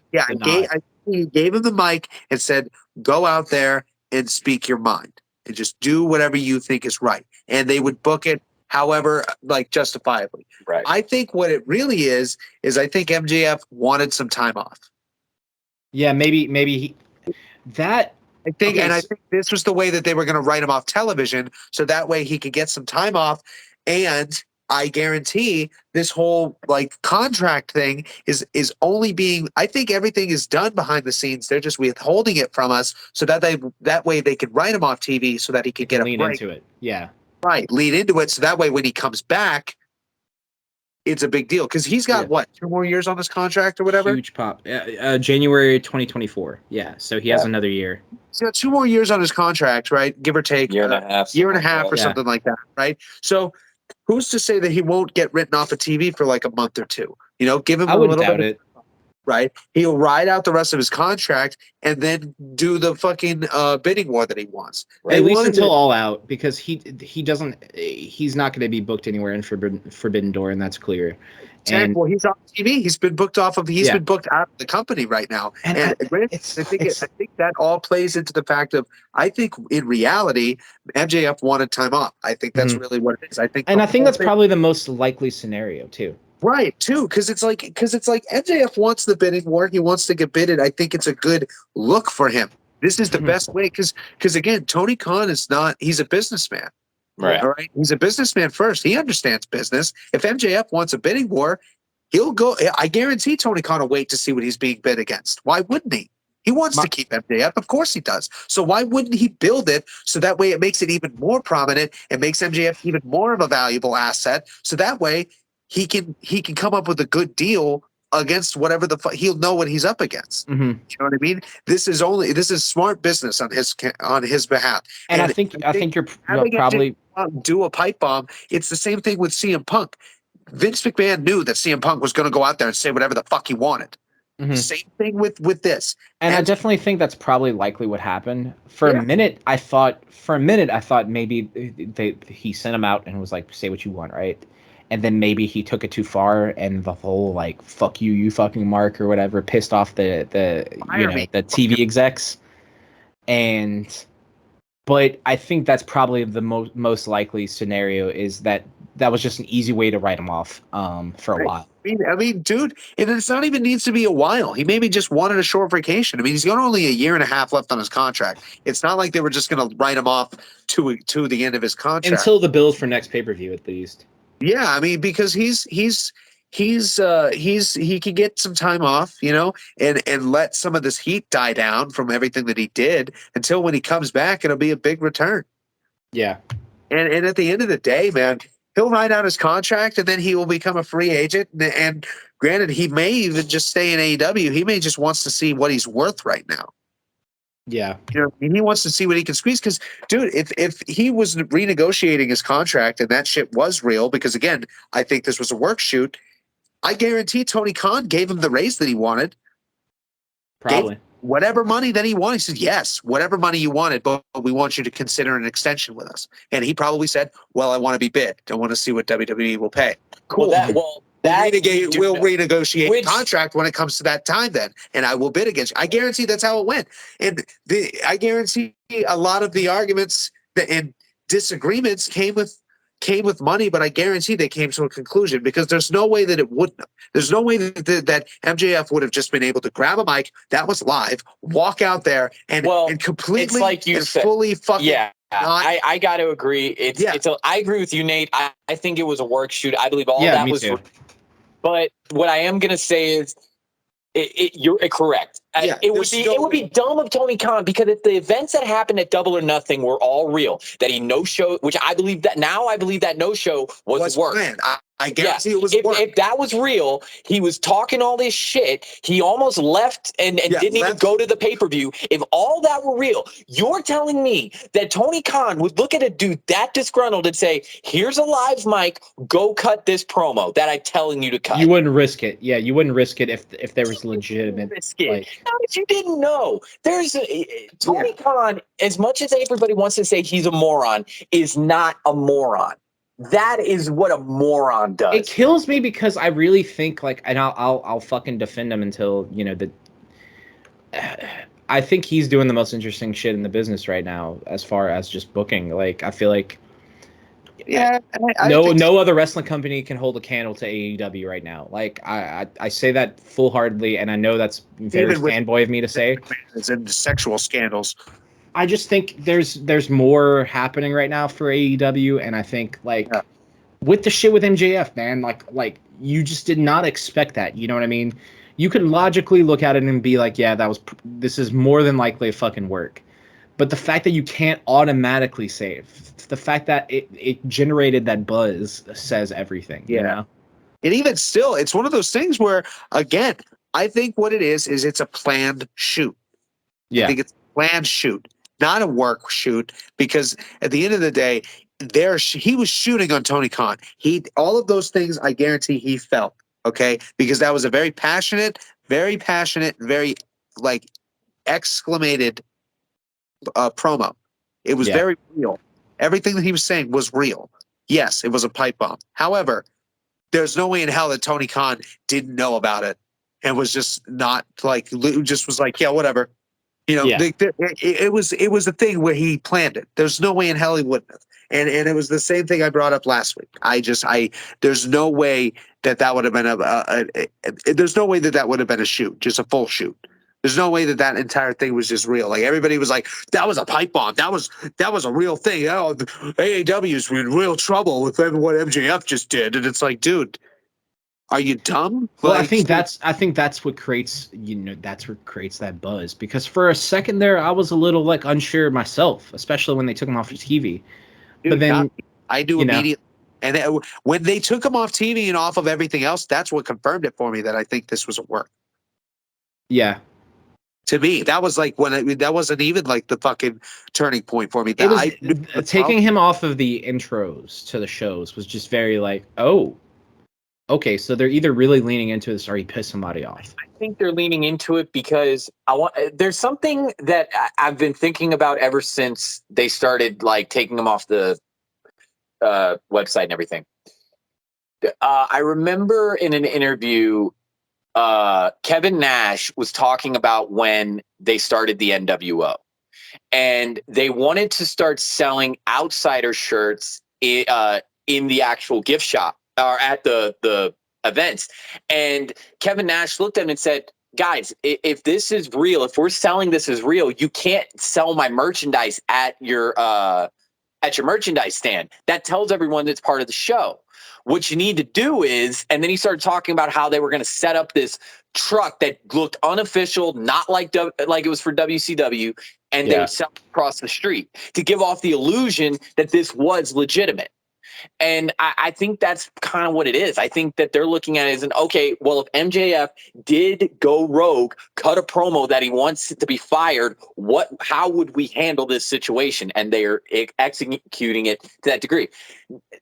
I just don't believe that they would take him off of the website, stop selling his merchandise, never announce that he was suspended, and then not release him. Kind of leave everybody in this weird limbo. Right. Yeah. It's the only explanation is that he is taking some time off. I believe it's gonna, I don't know how long. I don't know how long this is going to go because they haven't even talked about him since. They've acted as if they never. They've acted from the time they cut to black. They have not acted like that ever happened. Yeah. Which again is the right thing to do because I don't know what this is going to lead to. Maybe MJF is when Tony Khan comes out at the show. He's gonna cut a promo and not even talk about MJF. I think what's gonna happen is if I had to make a prediction, I think he's gonna talk about the show, how excited he is, and then MJF is gonna come through the crowd and basically like try to attack Tony Khan. Please. That would be so funny. Well, they're not gonna let him attack. They're going to let him attack Tony Khan. I think he's going to jump the gate, and the guards are going to tackle him to make it look realistic. You just see like Tony Khan on the mic. He's like, "You want to go? Let's go!" Tony Khan always starts yelling. Dude, you just tickled Weston's fucking prostate real quick. Like, oh, bro. Oh, God. Whoa. What an idea that was. Yeah, dude. I mean, I would let it go until Forbidden Door. Basically, if Tony Khan is out on TV, the next time Tony Khan is out on TV, it has to be MJF has to be there. Yeah. His rivalry now is with nobody else on that roster but Tony Khan. Right. He is like the reverse Stone Cold and Vince McMahon. Right. Yeah. Right. And I'm telling, but it's good. It's good. Guys, well, unless you've got anything else to say, y'all want to make the final prediction on who Jay White's going to face and then just call it? Still thinking about it so hard. I personally, I don't have one. Bet okay. He wasn't taking time off. MJF was a good bet if he's not taking time off. I think because then he could be like the idea that he's jumping ship. Who is it? He mentioned somebody in his promo in New Japan after he won the belt. I can't remember who it was that actually had me thinking about it. Maybe it was Omega, but again, I don't see it being Omega. It could be, but I don't see that. Yeah, I don't either. It's just not a good match for him to come back to. Cesaro? Maybe. I mean that'd be something, but I would kind of. But again, this is a super show, so you want established AEW guys. Wyndham? No, guys, I figured it out. It's gonna be Peter Avalon. Don't you dare. It's gonna be pretty Peter Avalon. This is where this great wrestler fulfills his destiny and becomes the greatest wrestler of this generation. Shotty Lee Johnson? Griff Garrison. This is where Griff Garrison becomes Stone Cold Steve Austin. He's gonna break away from Brian Pillman Jr. Brian Pillman Jr. is just going to go beat Brian Pillman Jr. And Griff Garrison is going to become the new Stone Cold Steve Austin. Yes. This is where he finally fulfills his destiny. Oh, yes, we're right. Stone Cold, more like lukewarm. Lukewarm Griff Garrison. Lukewarm Griff Garrison. It's going to be mildly chilly Griff Garrison. It's gonna be a slight breeze, Griff Garrison. Oh god. I don't know, man. I don't have a strong prediction on that one. It's a little cold. Jay White versus Griff Garrison for the IWGP World Championship, and then Griff Garrison wins it, and he's like, "This is lukewarm Griff Garrison." Yeah, he goes. Garrison 316 says. It's chilly outside, so grab a jacket. Oh my God, no. Hey, and we're like, oh, no, listen. This is what it is. Garrison 316 says, "You better get the microwave because it's lukewarm in here." Oh my God. Someone turn on the heater. Oh man. You better check your food because it's still cold in the middle, baby. Woo! Griff Garrison, lukewarm. Well, guys, no, I don't know, dude. I'm trying to think. I really Do you want to just forfeit, or do you want to make a prediction? I'm like the only one that I really am like, oh, well, he's been talking about Wyndham. I really am like, whoa. That's the only one that's coming to me. I know I'm wrong. I know I'm totally wrong. And if I'm right, well, I know I'm wrong because there is a conspiracy against Griff Garrison becoming the next Stone Cold Steve Austin. it's like they won't book it. It's like Ezekiel being Elias. There's no way. Did you see before? Oh, actually, I was gonna say he's gonna be on tonight. Yeah, Elias is coming back. I actually want to be watching that because I think it's hilarious. I wanted to point that out to you because I thought I hope Damien Sandow shows up, dude. Damien people have been saying that. Yes. Oh my God, that would be hilarious. No, he would fill it in so fucking good. He actually would. That's actually so. Did you hear that? Yeah. No, a lot of people have said that. I've heard that before. Oh, that'd be so good. But either way, who's facing Jay White? I want to say Wyndham. That's who I want to be. I want to say Wyndham. But in reality, it's probably going to be like, I don't know, Sting. It'll probably be Sting like a blackout, and then Sting comes out, it's Sting! And everybody's like, what? Oh, Sting over Darby? Yeah, because Darby's doing something, and Sting just can't. I honestly, I feel like it's going to be a triple threat match or a fatal four-way. They're going to add some guy, and it'll be a fatal four-way. Just because Hangman, what is it? This is a go-home show. So what are they going to do? Hangman and Wyndham and Adam Cole don't even have matches yet. They seem to be invested in this storyline. So Wyndham, Adam Page wants Okada. Well, they said Okada wasn't going to be at the show. Why not? I thought that's what they said. Maybe not. But no, he said I want to. Well, he's gonna want it. Well, Adam Page is gonna want to face him now because Jay White beat the shit out of him. It's like I pointed out earlier. Yeah, I'll say that. I think it's gonna. You know what? That's what I'll say. I think it's still gonna be Adam Page because he's gonna be so pissed off they got attacked. Dude, but listen. Here's the thing, though. Okay, because like I said, Adam Page says he wants Okada. Right. And then Adam Cole came out and said, no, Adam Page, you don't get Okada because I want Jay White. And Jay White said, you guys both don't get me. And then Adam Page was like, yeah, that's right. I wanted you. What the fuck? And it's like, well, you just said you wanted Okada. It was kind of confusing. That's why I'm thinking if they both are not getting it, why not be dreaming and think that it's Wyndham? That's all me. I mean, he said maybe.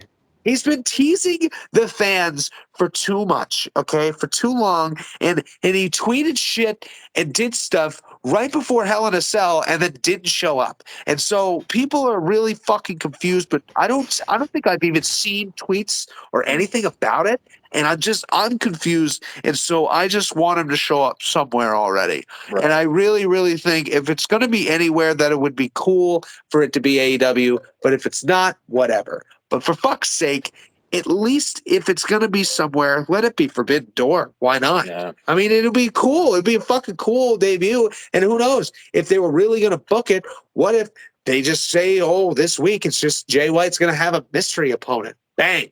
Maybe. And then if it's a mystery opponent, I'm like, well, it's either Cesaro or fucking it would be cool for Cesaro or Wyndham because like those are the two I've been wanting to join AEW for a while, but I don't know, man. Yeah. Well, guys, we'll be talking about it next week, and when we come back, we're gonna know all this because this weekend is Forbidden Door. Oh God. Yeah. So, by the time we record this next week, we would have seen Forbidden Door. We would have watched Dynamite and Rampage, and we'll have all these great answers. Yeah. But, Nate, do you got anything to say before we sign off? Fuck Charlotte Flair. Exactly. Wes, do you have anything to say before we sign off? No.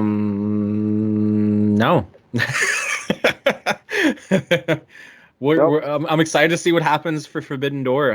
We're going to have a good episode next week. I'm pretty sure. I think we're going to have a great episode next week. And for me, signing off, I want to say, get well soon, Cody Rhodes, because even though I fucking think you're a pretentious piece of shit, goddamn it, dude, in WWE. Holy shit. Okay, look, I will say that as just a last mention. I don't typically tune into WWE shit ever. But everybody was talking about Cody wrestling that match at Hell in a Cell against Rollins. I went back and watched that match. Oh my god. Fucking insane, and full credit to Cody Rhodes. Seriously, that was frankly that was badass to go out there. Yeah. Those spots, dude, that he fucking took injured too. Yeah. Because they said his pec was completely torn off, so he couldn't injure it anymore. Because I've worked out and fucking like strained my pec, like working out. I can only imagine what it feels like to completely rip it off the fucking pectoral muscle completely off my shoulder. Yeah. John Cena. God. I don't know how, but no, credit to him. Apparently he didn't. He surgery went well. He's going to be back. WWE said 9 months. The prognosis that what I've read for that surgery is usually about 6, which puts him back at Royal Rumble. But that's why I think he's going to come back to the Rumble with a big pop, and they're going to fucking book him to the moon to face fucking Roman, and he's going to win the title. Yeah, win the Rumble. And if they don't do that, then that's fucking stupid. Dude, he would win the Rumble and then win it at Mania. They want to give it, from what I've read, there are talks backstage that they want to give him the 2002 Triple H comeback treatment when he got injured and then he came back to like this huge pop and then went on a fucking run. Oh, not like the John Cena Royal Rumble return treatment? Yeah, but Triple H came out with that fucking pop. That was like one of the loudest pops. When Cody Rhodes comes back, I swear to God, it's gonna 3, 2, 1, and you're just gonna hear wrestling has more than. He's not even gonna finish, and the crowd is going to erupt. You are not gonna hear Kingdom. Yeah. You will not hear it. Yeah. It will take fucking weeks before you hear it. I won't even lie. And here's the thing. I'm not a WWE fan, but Royal Rumble is one of the only pay-per-views that I will watch because the Royal Rumble is always fun. Last year it was not. Last year was kind of lame. The women's was good. I think I think it was the women's was interesting, but the men's sucked, or it was the other way around. One of them was okay. The women's had thing. I think the men's sucked. The women I think was good because I really wanted to see Mickie James, and then they had her come out to Hardcore Country with the Impact title, and I was like fucking stoked about that. Yeah, right. That was the thing. That was the only interesting part about Rumble this year. Knockout title. The men's Rumble was nothing. The men's Rumble wasn't. I don't even remember. There wasn't really any returns. It was all just dudes, random dudes. Yeah. They had legends, maybe. There was everybody was thinking, oh, Cody Rhodes is going to come out of the Rumble, and he didn't. Because why would he? He showed up later. Well, we'll show up next week. Yeah. I'm Cody. I'm Nate. Wes, y'all take it easy. This is the House Mark Podcast. Take it easy, everybody.